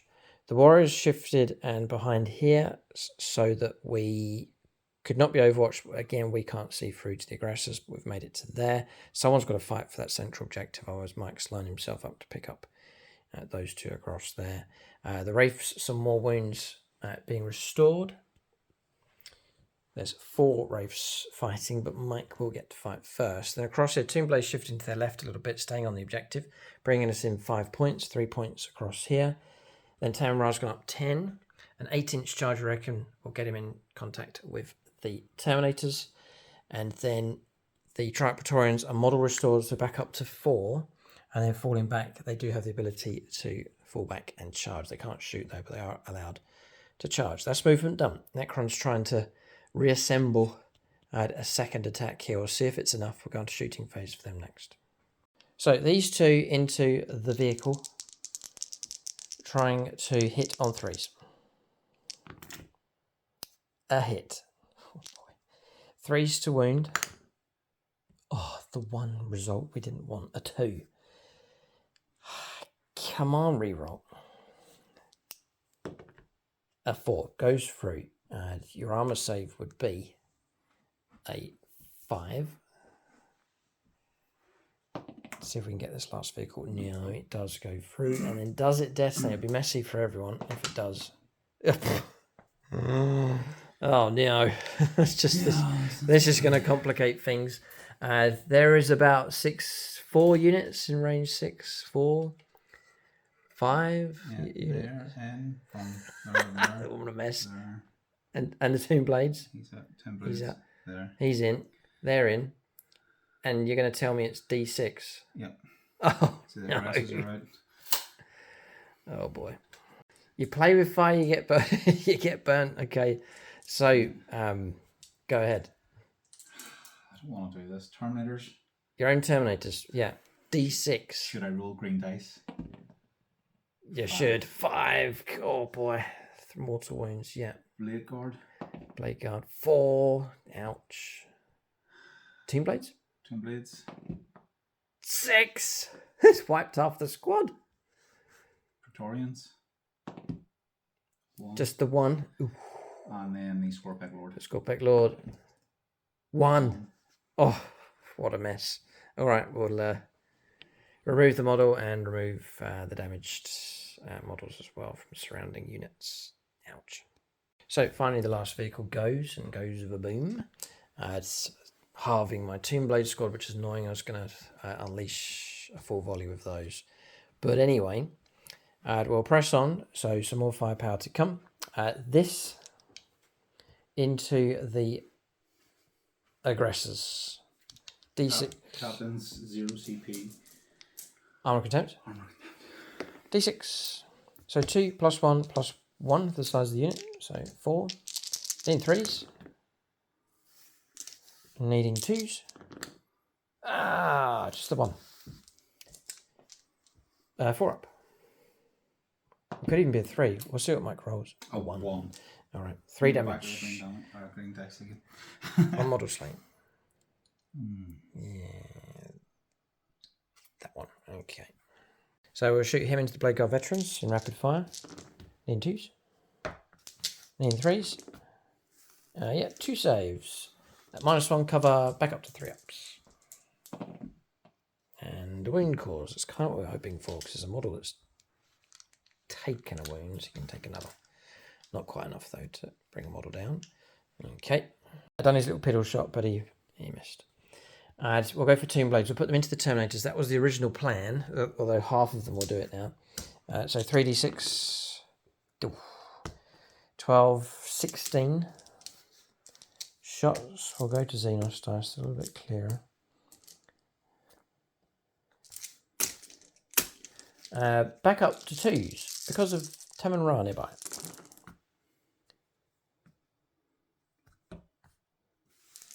We're hunting for 6s. But to wound, I think we're on 4s. Because I made them strength 5, yeah. Right, so there's some. Devastating wounds. First of all, those 6 saves of 2+. Let's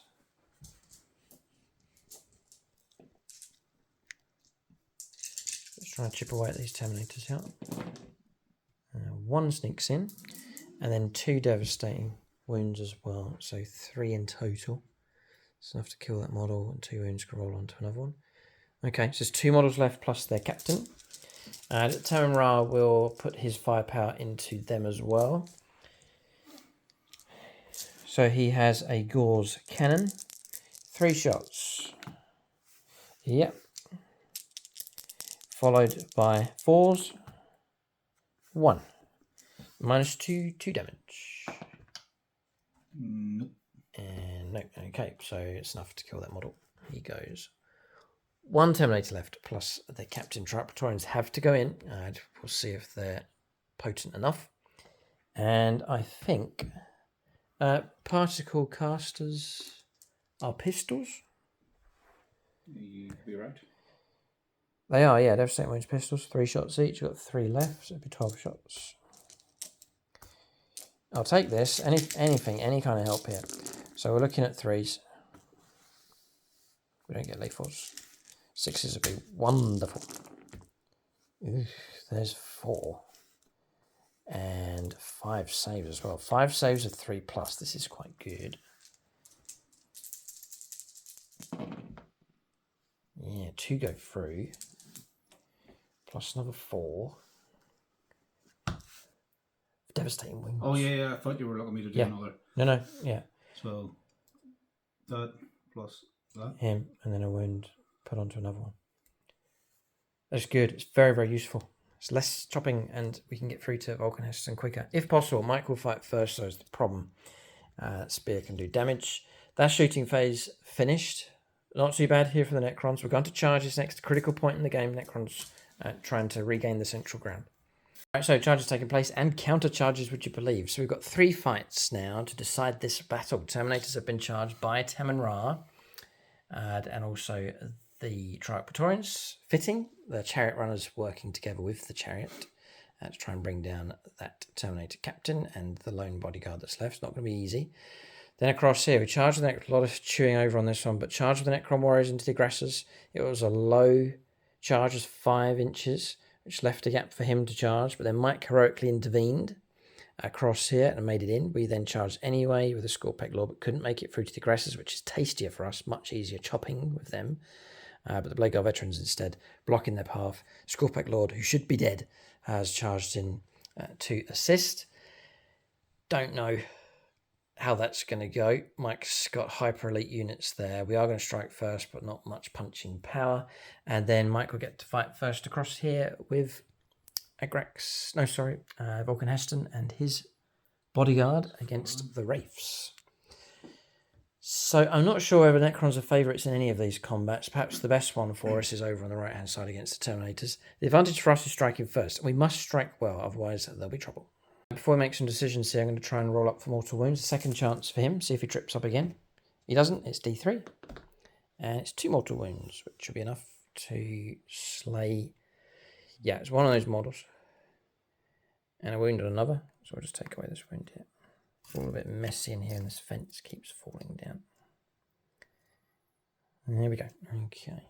That helps. A blade guard removed. So Mike's chewing over her. It's not one interrupt play. No, interrupt play is 2. I'm pretty sure it's 2. It's for the armor contempt. Well, yeah, Mike's trying to reduce the damage. You can put it onto any of these 3 or 4 units. Triarch Praetorians, we'll go over them first over on that side. That's the unit we're going to select first. They're 4 attacks each. Yeah, with Void Blades. All right, now we're hitting on 2s. We've got our king with us. And then we're going to wound on 4s. These are at -2. I take it whether it's Captain or Terminator. It's all 4 up in ones. 8. 3. That's a good start from the Triarch Praetorians. Yeah. Yeah.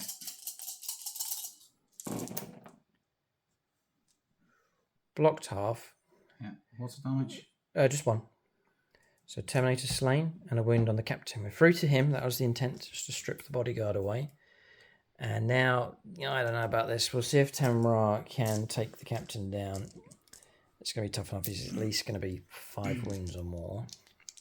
He's Be even 6 wounds even. 6. He's 6 wounds. So it's going to be tough. So we're going to use the Overlord's Blade. It does have devastating wounds, actually. Nice. 2s. Come on. Ow. 666. Which happens. Roll it once in this game. Yes. No, they've all wounded, though. So these go through. These are AP -3. So 3 saves of 4+. What's the damage on it? Damage 2. Oh, I have 5 left. I need to make one of these. Yeah. Oh, you do make one. Pop, pop, pop. 1 wound left. One of his 2 hearts has stopped. Both lungs have collapsed, but a third remains. Okay. All right. Carry on with the charges.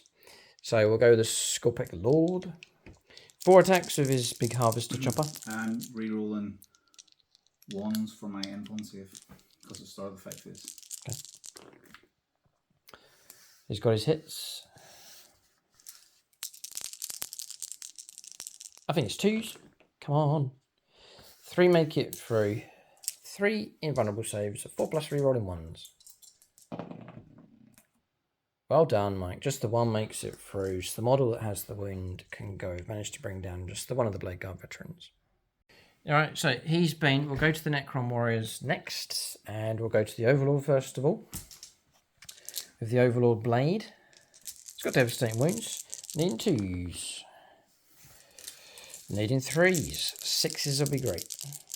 This is all going into the aggressors.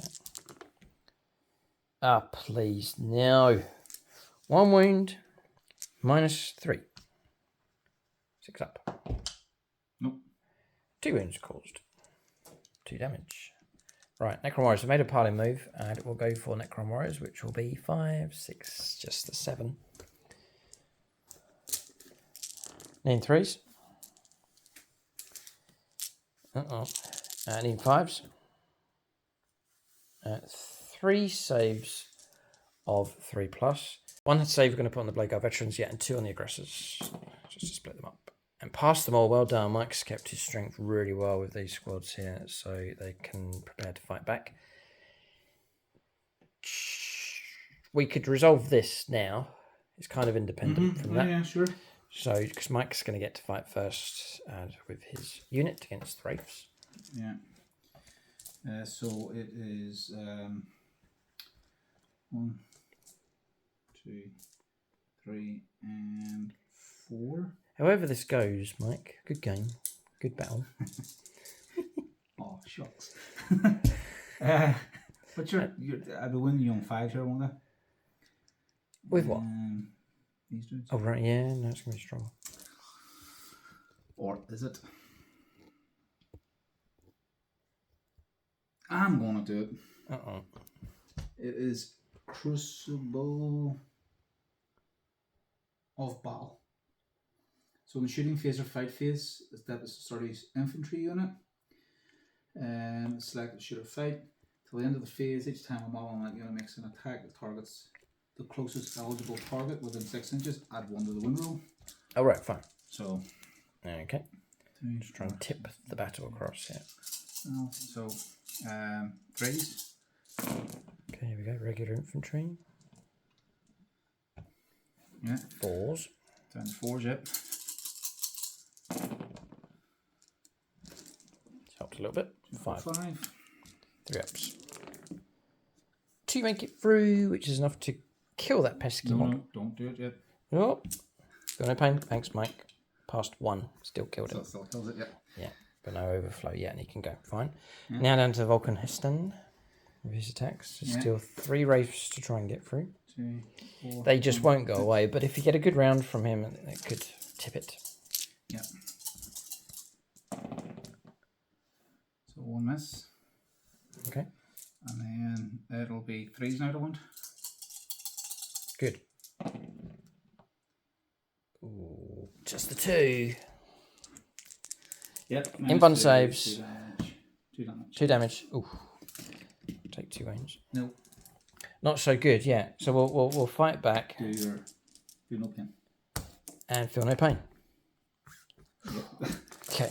At least someone's remembering. Okay, that's those attacks coming through. Hitting on the 3s.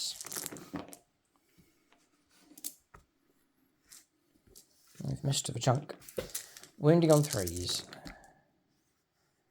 Right, so we can work our way through these here. How many bodyguard have you got left? 4. 4, yeah. So, 4 saves of 5+. -2, is it? -1. I think the Wraiths are -1. They're not -1, 3 so damage, amazing. isn't it? Yeah, -1, 2 damage. So 4+. Yeah. Oof, 3. And then the last model. Gone. Yeah, bodyguard stripped away. Looks like Wraiths are starting to prevail. Just Volcanists and left. I think you're going to still be winning on OC control, eh? The OC10, yeah. Bah. It's going to take a while. That's all. It's just time, isn't it? Time. And I have a 4+ feel no pain as well. Oh. Why? Oh, because he has it. Or because something only happened. him as a model has it, not the Gotcha. unit. So it's going to be hard enough to shift. He's exactly where he's meant to be, sitting on an objective, fighting away. Even if he's on his own at OC10, he can hold that objective. That's really good news for the Salamanders. We're chopping away as quick as we can. A couple of attacks here as with the Technomancer, who has hit and who has wounded. -2. 4 up either way. Yep. 5 damage. No, it's 1 damage. Okay. And blocks anyway. All right. Gonna have to grind on to another turn, but that's a useful model to have over on that objective, the one-man army. As I've run out of stuff to fight with, so it's down to Mike now to chop back. Right, tricky business across here. As can't reach, can't push through. It's just a jam, so it's just going to be the front 2 fighting, which will limit them. But this has been very limiting terrain throughout the battle. Yep. So 3s. It's good rolling, right? 2s. 3. -2. -2 damage. 6 is to block. Block 1. 2 casualties, which this is the plan, is will absorb. Okay, Blade Guard veterans, they can, yeah, that model can hop over. It looks like they're all going to get to fight. But I think Mike's going to have to, and he can choose how he's going to split these attacks here. Scorpic Lord, remember, 4+ invulnerable save, toughness 7, 4 up, feel no pain. Yeah. Agrex Agatone single-handedly could perhaps take him down. So 3 into here. Yes. And then these 2 into there. Yes. The reason being, I can fall back, shoot, and charge. Oh, fine. Because of the lieutenant. Yes. Which I think we've lifted him off by accident. That's fine. Swap him out.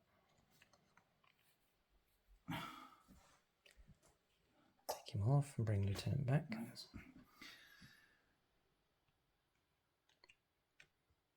Fine. There you go. So Lieutenant and 2 models to go into the Necron Warriors. Yep. Okay. So I'll start with the lieutenant. Just zoom in so you can capture the flavour of this one. Great combination. Nice board as well. These 2 armies match on the table nicely. Okay. 5 attacks. All but 1 hit. There's a 6, so it's a lethal. Okay. And then these will be 3s to wound, re-rolling. Because of Adrax. Mm-hmm. That's 4 -2, 2 damage. 6s. Block 1.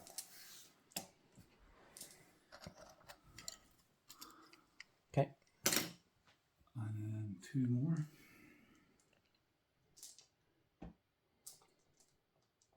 2. On 3s. Awful. And then 3s, re-rolling. Yep, so 4 -2, 2 damage. 6s. None. 4 more.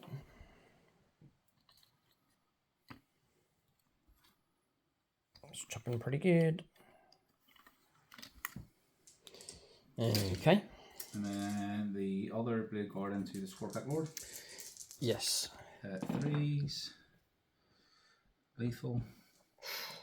And then 5s. 5s. Rerolling. No, so 2. Minus 2 damage. 4+ invulnerable save. Blocked 1. 2 damage. Yep. Feel no pain. Blocked both. Ha! That was that 15-point upgrade. So Adrex to do it all then. Here we go. 5. Kind of need to... Well, you can contain him. You got your invuln saves, but ideally you want to get rid of this resurrected Scorpic Lord. Rerolling. Full hit. Strength 10. Ooh, 3s. Rerolling. Oh, so 4. 4. Minus 2. Flat 3. 4 pluses. Block 2. So that's 6 damage. 6 damage. You feel them all. Woo! Oh, feel no pain. Now, who recommended this upgrade? Mike did. So just it's paid off because I'm still alive. 2 more wounds taken, dropping down to 4. Because the Scorpic destroyers, they get blown away and destroy, blah, blah, blah. But we noticed in a game that we played before, he's pretty tanky with reanimation protocols, but with the feel no pain, really good. And we've seen it here, just deflecting damage with that feel no pain, keeping himself in the fight. He'd rather be fighting aggressors, but he's in a queue here to get through to them Blade Guard veterans and Agatone, stopping him from trying to get through to the softer meat. Yeah, one captain across the other side, you can choose to try and take down Triarch Praetorians or take on Tamra himself. From the Praetorians. Yeah, okay, Triarch Praetorians. Yeah. Ideal situation would be to wipe them. Yep. I just need to get his data because it's different.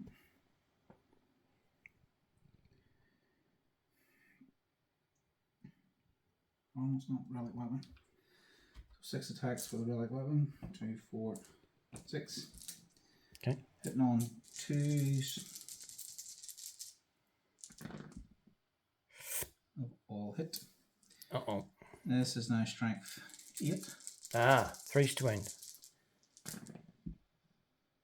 We'll except 1. Really good result. Minus 2 damage. Minus 2. We are in trouble. I thought we'd be clear. 5. 5, yeah. 5 ups. 666. Keeps us alive. 2 slain. God. Xenos dies.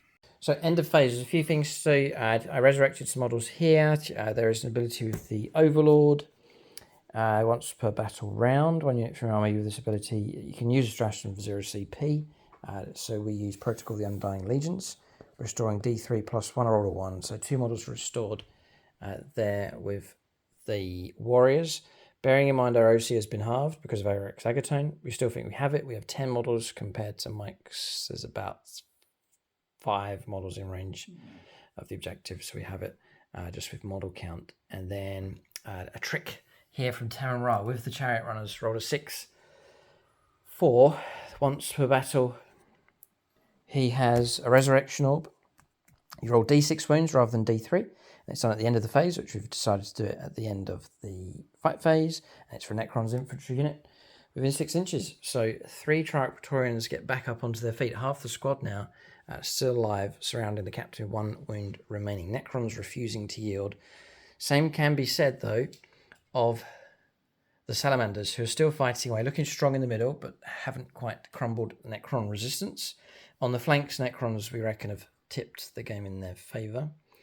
But Mike does have a move, which is to pull back. Shoot and charge? Yep, Lieutenant. Yeah. Gives me that ability. Where's he going to go? We'll give you an update on the score here at this stage. So Necrons have kept the points flowing through, not as many. Defend strongholds ongoing.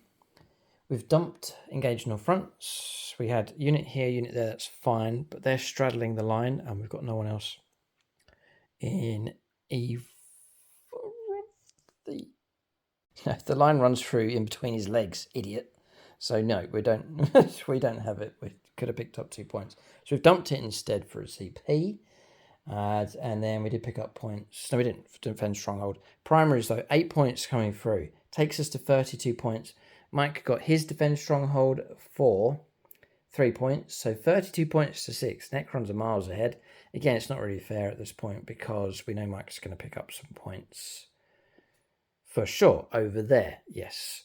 So there's at least 8 points coming through. So we'll get a better idea at the end of turn 3 here. Necrons points-wise, tactically-wise, doing better. But Mike's still wriggling and fighting away here. He'll continue to take the fight to the Necrons. Good battle, this one. Close one. We'll go, as far as the fight's concerned, if Mike can prevail against the Necrons, he can try and start increasing the flow of points coming in his direction. We'll see what he can do. Go on to turn 3 for the Salamanders next. Alright, so turn 3 for the Salamanders. Extend battle lines and area denial as the secondaries in play. 8 points picked up for primaries. Ongoing combat across here. Pulling back with the aggressors, getting them out of the way. They can go on Overwatch duty, just watching this area. Intercessors moving through. Dangerous enough with the grenade stratagem. Mike said he can use that to try and take down the Scorpic Lord. Fall back, shoot and charge with Blade Guard veterans. They're heading off to go and assist the lone Terminator captain and potentially try and clear the Necrons of this objective across here. The fight certainly is not over yet. We'll go on to shooting phase next. He's going to try and kill my Scorpic Lord with grenades. Try and flank off as much as I can. 4s, 2. Oh, probably worthwhile. Feel no pain. Blocked 1. 1 wound taken. Down to 3 wounds left. He will not go away.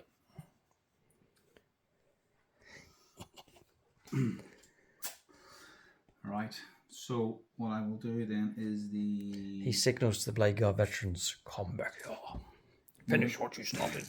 Neo Volkite. Would you be tempted to charge him back, Mike? Yes. Oh dear. Neo Volkite hitting on a 2. That's a 6. Oh, lethal from the lieutenant? It's a lethal. Oh, you didn't want that. I want that for the wound. AP minus? Nope, 2 damage. Passed. So the Neo Volkite from the lieutenant and the Blade Guard squad. Yep. Hits. No wound. And then I've got 1, 2, 3, 4, 3 heavy pistols. Scorpic Lord's going to get man of the match if he can survive through to the end of the game. Yeah, re-rolling.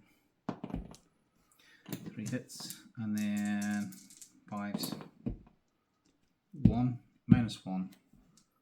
1 damage. Passed.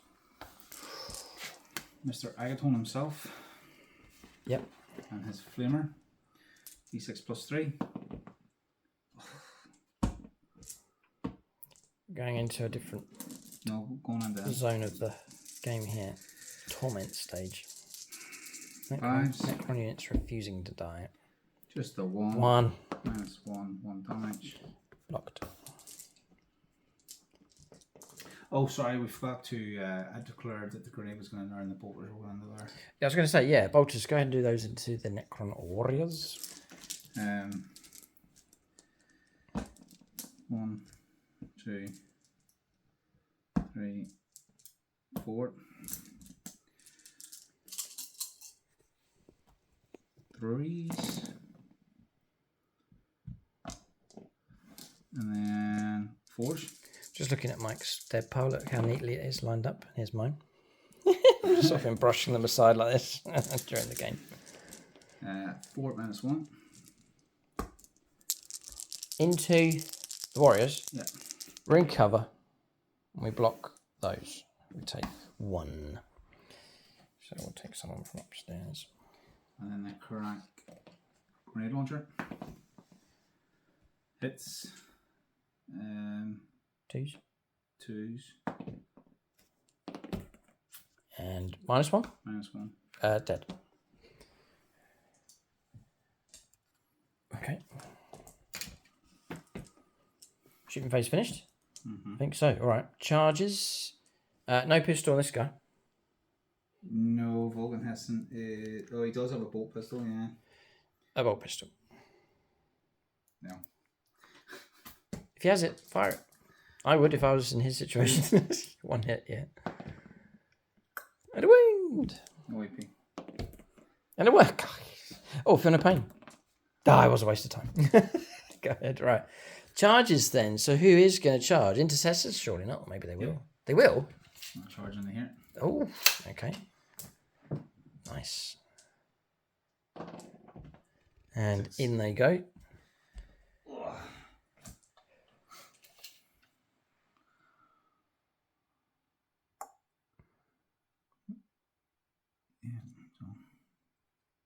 Yeah, push them around.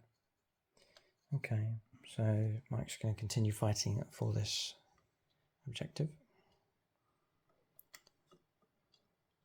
Now, there's a fun to have in the squad. Yep. Okay, and then, so where are they going to go, the Blade God veterans? They're going to upstairs to take down and clear me off the objective, or to try and assist the dying captain.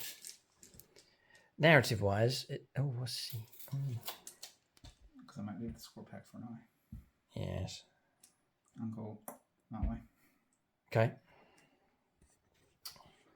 And This game really has turned into a mini battle here. It's looking something like this. This is the fight at the moment. yeah, so I need to get Upstairs and into them.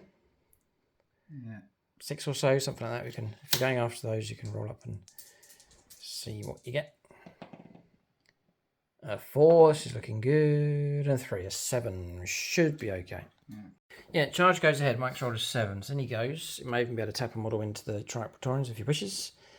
So looking good. And that's it. Charge is done. So charges to fight first. You can pick a combat. Game's turned into a mini fight here just to finalise this one. So piling in taking place. Yeah. And away we go. Yeah, I don't want to interrupt them. Oh, you interrupt play, of course. Yeah, okay. So we're going to go for this fight across here first of all. Yeah.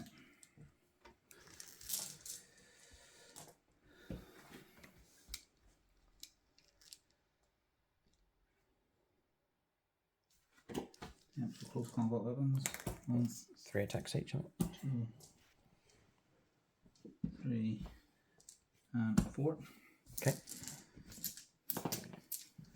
3s. Yes.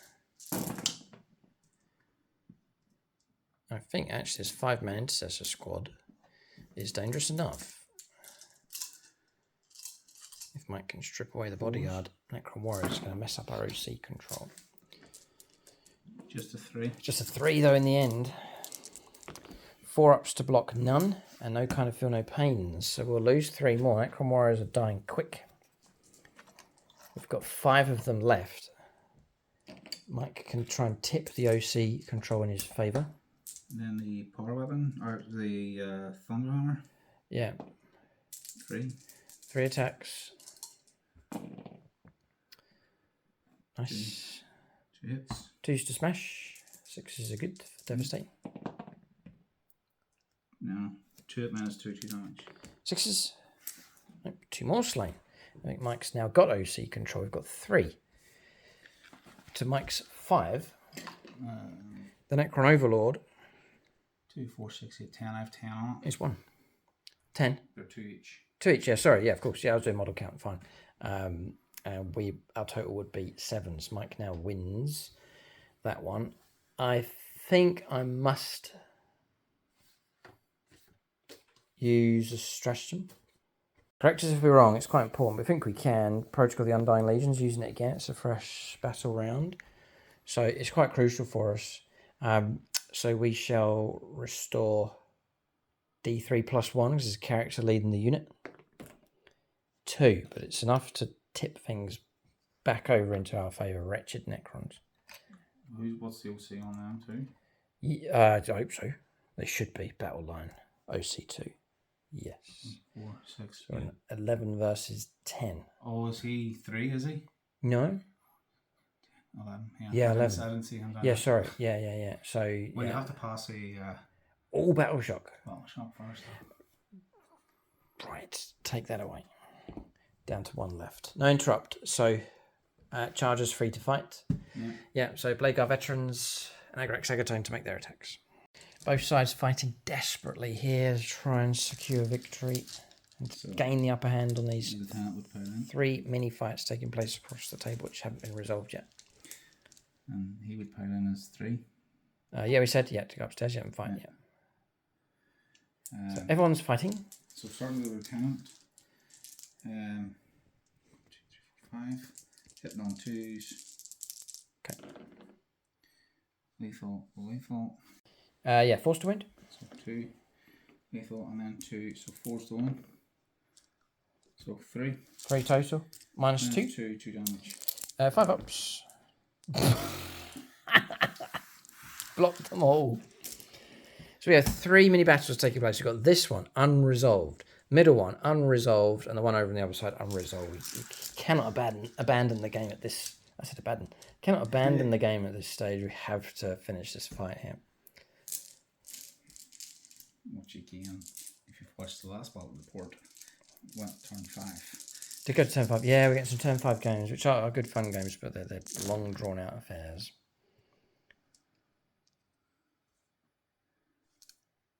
But that's one of those games, like if you're at a club and it was like, oh, we're locking up now, it's home time, you'd be like, no, we need to know. But what's their toughness? Toughness 5. 4's rerolling.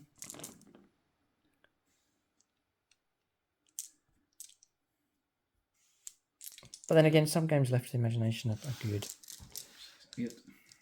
8? Minus 2. Oh no. 8 saves a 6 plus. We're going to go here. That's the end of them. Right, goodbye Team Blades. Soft as Swiss cheese. Okay, gone. That's cleared me on that objective. That's your fighting done, really. Yeah. Okay. We're going to fight across here. I think makes more sense. So, number of wraiths left is now 3.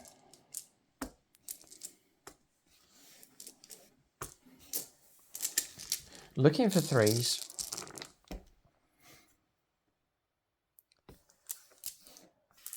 Looking for 3s. To wound. 5. 5 at -1.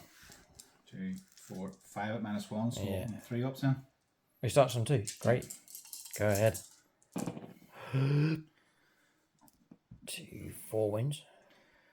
And then 4 pluses. Oh, he has to feel no pain. He passes 2.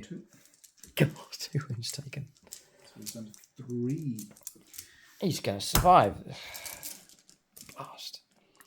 And we'll then do 2 attacks with the Cryptek. 2 hits. 1 wound. -2. 4 up. Fine. Blocked. Well done. All right. So now we can switch across to the other side with the captain. Yes. To make his attacks. And he will go into the Lich Guard. So he sees deliverance from afar.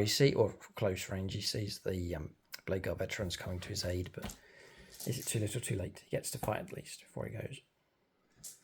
3, 6. I'll prepare my chariot runners with their attacks. 2 misses. Whilst Mike rolls up here. I have 5 of them ready with their void blades. 3's the wound. Put this captain out of his misery. Put him out of his misery. Look at that. He rolls 3 2s. Yes, put him out. Kill me. 1 at -2, 2 damage. Blocked. The flesh is weak. 2s. The more they've been attacked, the stronger they become. We're going to go for 4s to wound. Ugh.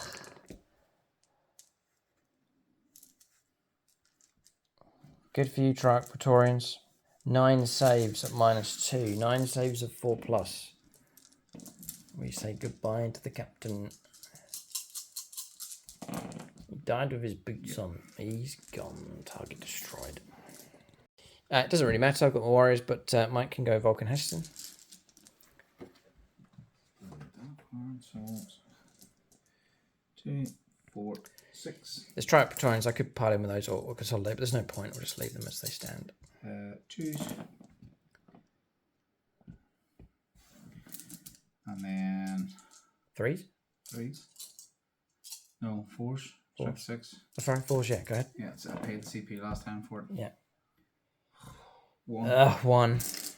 -2. Of course. I'm blocked. Okay, we'll turn to Ramses himself. 2s. Double 1. Why? 2 wounds come through at -2. -3. 6s to block. No, 2 damage. 2 models slain. Which has really helped tip things for us. Okay, and then Necron Warriors, which we can push in with 1. 3s. 4s. 2 saves. Normal armor saves. And 1 wound sneaks through. Okay. Alright, so combat's resolved here. Necrons have clung on. Looking strong here and clearing this objective with the Blade Guard veterans, but Tamra and his chariot runners can rally and take them on to some degree at this fight here in the middle. Necrons will control the central objective quite vitally. Wraith's refusing to go away, but at the same time we're struggling to bring down Vulcan Eston, who controls this objective. OC10, brilliant unit to have on that objective. So both sides still fighting away. I'll give you an update on the score here as turn 3 comes to an end. So Aerodinal's been dumped. 3 points were picked up for something. Or 5, sorry? 5 was picked up for Extend battle lines. Yeah, nice straightforward one. And then 8 points for primaries. Takes Mike to 19 points now. Better scoreline coming through. Necrons have traded in though on Defend Stronghold, another 3 points, taking us to 35. 35 points, 19. Necrons are ahead. I think one more turn of survival with them. One more turn of survival, disruption, and denial of points, and keeping themselves ahead would probably secure the Necrons' victories. If they tread carefully, they may well be able to see this game through. Turn 4 could do it, but we don't want to count all of our metallic chicken eggs before they hatch. We'll go on to turn 4 for the Necrons coming up next. All right, we're on the middle of movement here. Just interrupting. There's a bit of Overwatch to do. So, number of cards rejected, like Cull the Horde and so on, which I couldn't do. Storm hostile objective, take an enemy objective. So it's going to be that one. We'll finally overwhelm Heston on the other. Then no prisoners, kill stuff. More wounds being restored. So, taking away wounds on a Wraith across here. He's back up to full strength. Taking off the 2 wounds off him. 1 more wound restored on him. A Triarch Praetorian returned to play. 2 Necron Warriors returned to play. And 2 wounds back onto the Scorpec Lord. He is being watched, but he is selected to surge ahead in one defiant act towards those aggressors. 4D... Are you watching? Yeah. 4d6 plus 4 auto hits. Yeah. I know. It's all right. It's all right. 11, 12, 14 hits coming through. Now, in my mind, it was 14 that I thought the average would be. 18, plus 4. Oh, sorry. 14 plus 4. Yeah, 18. Sorry. So he's rolled well enough here. So, 18. Looking for 5s to wound. Twin linked. We may have for that. Yeah. But it's twin linked. Yep. So 5s. This is a really important roll. It's looking good. Oh, it's looking really good. Oh, it's fantastic. Yeah, and now the re-roll. This could tip it.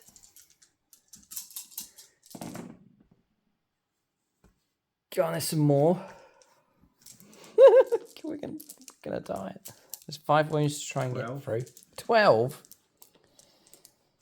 I could still survive this. So -1. We start on a 2 up. So no, sorry. We start on a 3 up. Why did I say 2 up?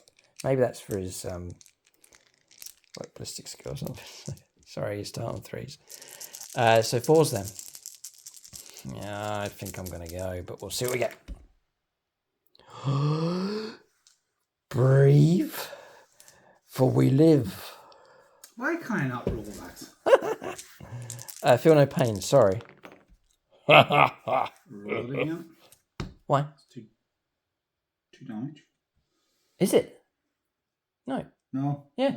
One damage. One Yeah, damage. just normal flamers. Yeah. Taking 2 wounds. The gamble's paid off. So dropping down to 3 wounds left on that wretched, hateful Scorpec Lord. Captain. Oh, yeah, fire the captain in defiance, yeah.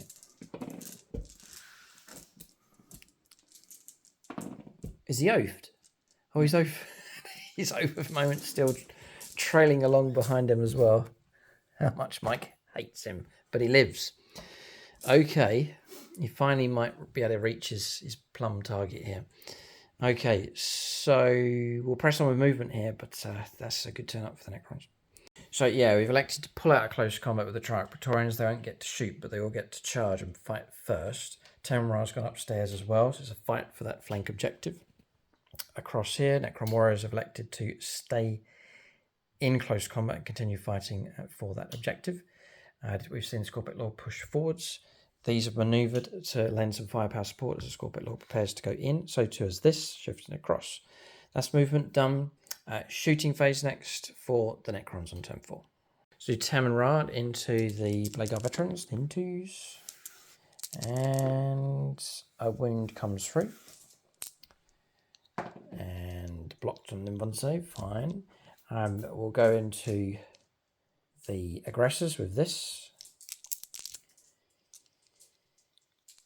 Yeah. Oh yeah. So go for aggressors with these. So it's going to be D6 plus 2 in the end, yeah. 7 shots. With move, though, so we need 4s.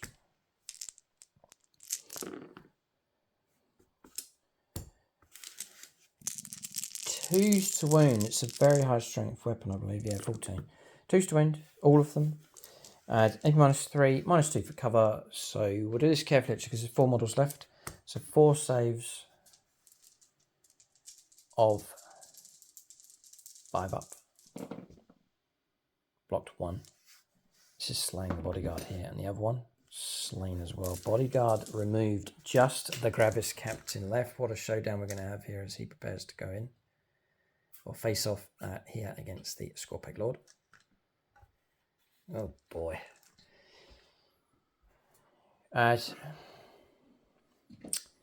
Yeah, I guess we'll think about this one, see what we can see.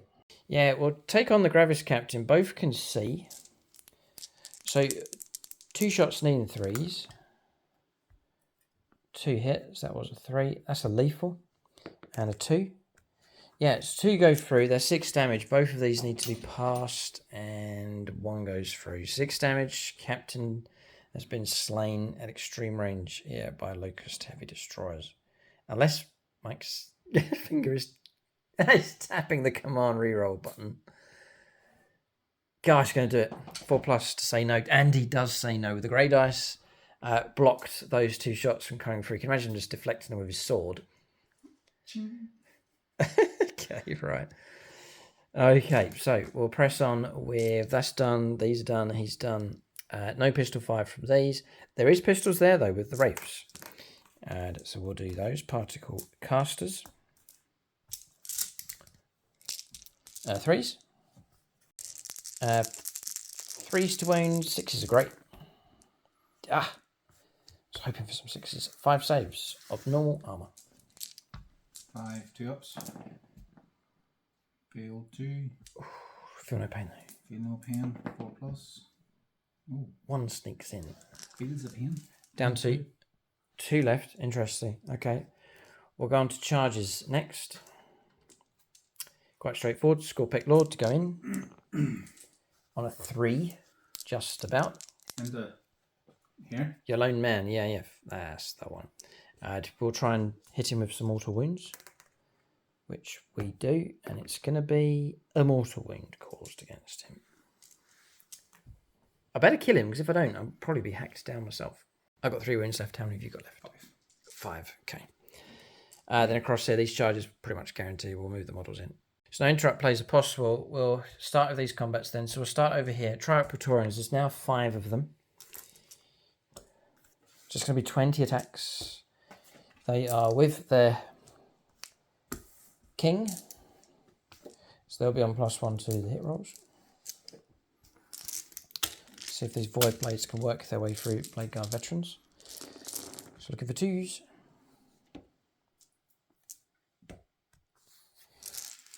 And then we're looking for 3s. Key for the Praetorians is keeping them alive. They've become stronger as the game's gone on. 12 saves at -2. So 12 invulnerable saves of 4+. Chopping away.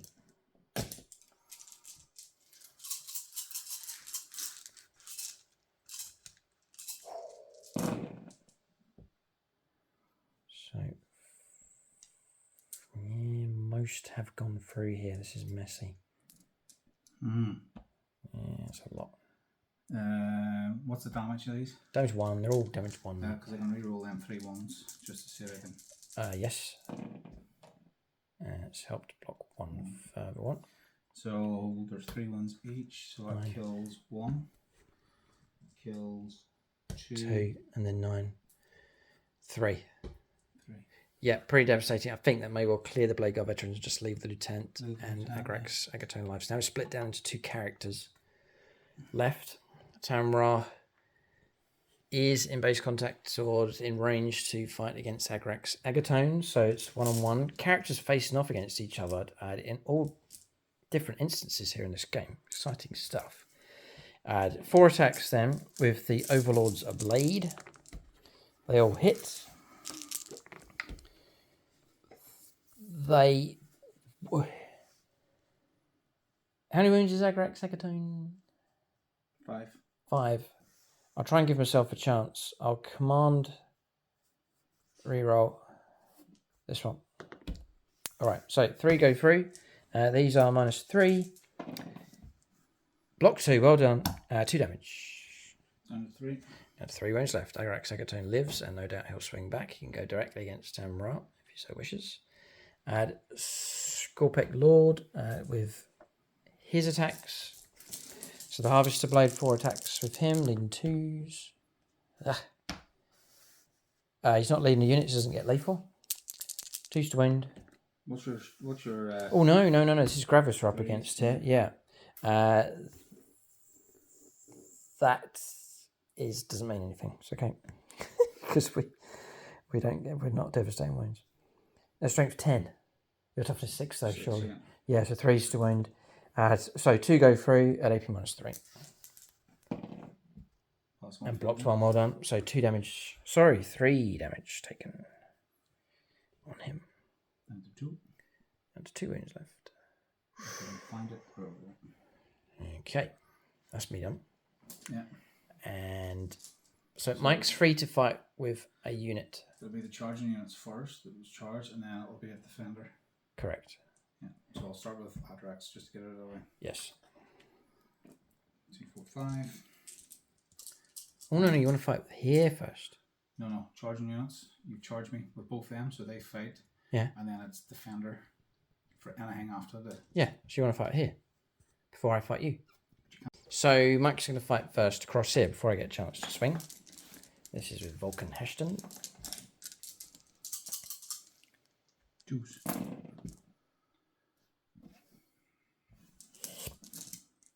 4s. 4s to wound. Yeah. The dice have got tired. -2, 2 damage. And blocked, of course. All right. So we can fight with a unit. We would pick the Ramses across here of his attacks. So 2s. Don't think that means anything. 2s to wound. Yeah, 3 go through. This is with the Overlord's Blade. 6 will block 1 at AP -3. Yeah, it's 1 left. 2 damage at a time. That one can go, that wound can go. Just the Thunderhammer Man left. Necron Warriors. Necron Warriors need 3s. Need 4s. We'll force 2 saves of 3+. Field 1. And Falbon 1 wind comes through. That lone sergeant, but he lives. Like so. Okay. Mike can then pick a unit, which would be Agrax Agatone.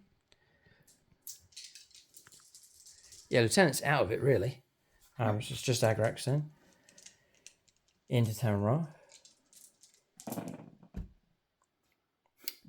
Some couple of ones, annoyingly. Now, before you come to your wound roll, I think there's a rule for us here. So, what is your strength? 10. Strength 10. As advanced quantum shielding, each time an attack targets this model, if the strength characteristic of that attack is greater than the toughness, my toughness is 8. It's -1 to the wound roll. So 3 becomes forced wound. And it has protected us from one of those wounds coming through. Rerolling. Still protected us from one of those wounds. Another 3 being rolled.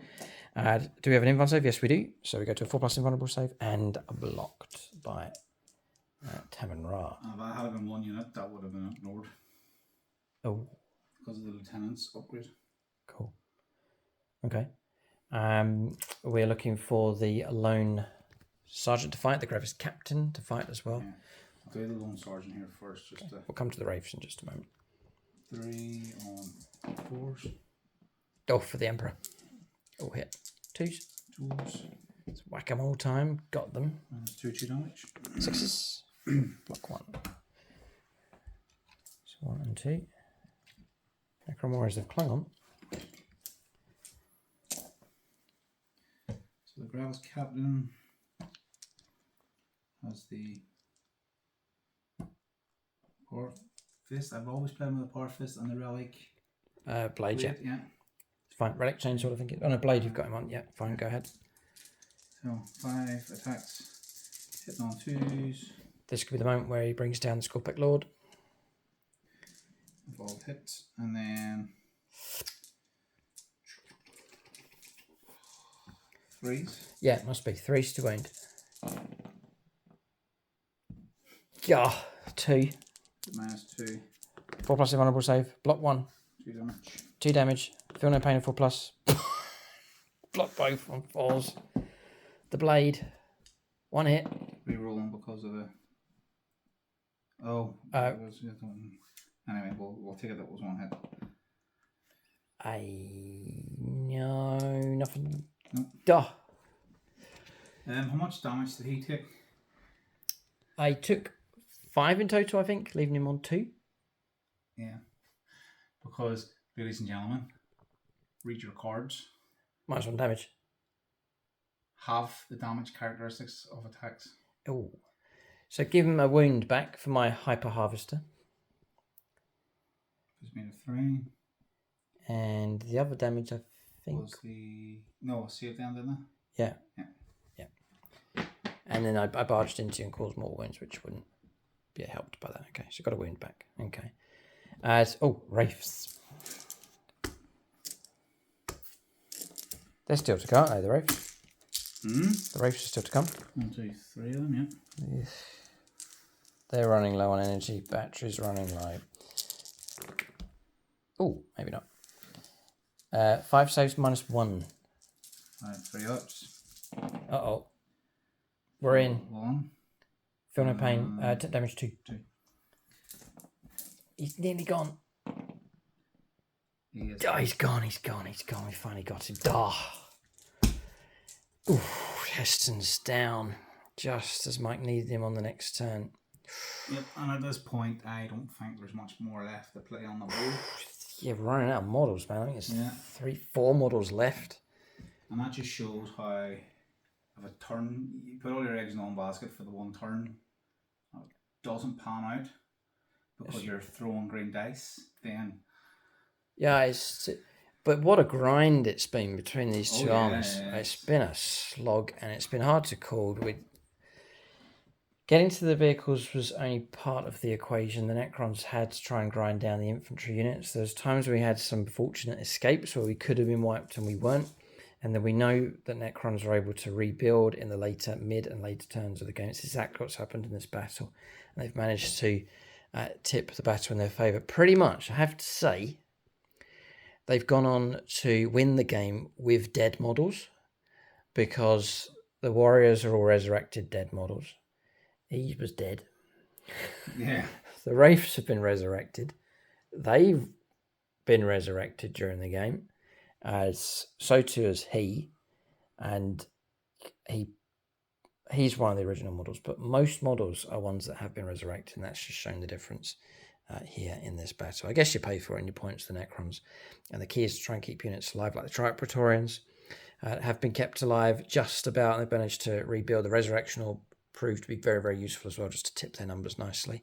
And that Scorpic Lord and Menace he has been. But I think we've got a conclusion here to the game. The Salamanders run out of resources here as the Necrons rebuild and become stronger as the game's gone on. So we can stop the game at this point. We think we're sure how the game's going to go now. Just a few models left for the Salamanders. What a slog it's been between these two armies. Great matchup here.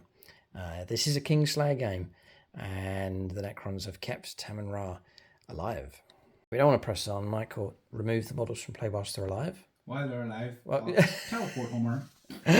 Off they go. I think that would be the Space Marine thing to do. Yeah. They'd rally and come back and fight another time. So I'll call out now silver level Patreons. Massive thank you for your support. Jason Martinez, Marcus Olson, Ross Caldwell, and Bennett and Matt. Units of the game. There's plenty of contenders for both sides here. I got to give it to the model. I've got to give it to him. Nutcase that he is. Yes. Refusing to die, getting back up, scrambling around the table, absorbing Overwatch like a suicidal maniac. But he survived through to the end of the game. So we give it to the Scorpic Lord. The 4+ Feel No Pain upgrade. Upgrade of the game. You're welcome. Kept it. Thanks, Mike. Good tip. Triarch Praetorians as well. Honorable mention to them. Yes, but I'm going to go with the Scorpic Lord. And then for the Salamanders, Blade Guard Veterans, tanky enough. Switching to the grey dice, maybe. The grey dice. Blade Guard Veterans. Go with Blade Guard. They're a dynamic, useful, tough, durable unit and can kick out with the help of Agrax, Agatone, and the Lieutenant working together. They're one of the most potent units on the board. That's units of the game for both sides. For extra content, do check us out on YouTube channel membership. It helps support the channel. You can support us through Patreon as well. Keep a lookout for more battle reports on the channel and on membership. But in this particular fight, Xenos prevail against the Imperium, but the Salamanders, they'll swear their revenge. They'll seek to burn out the Necrons once more. Perhaps in the League, who knows? Thanks for watching. Tune in next time.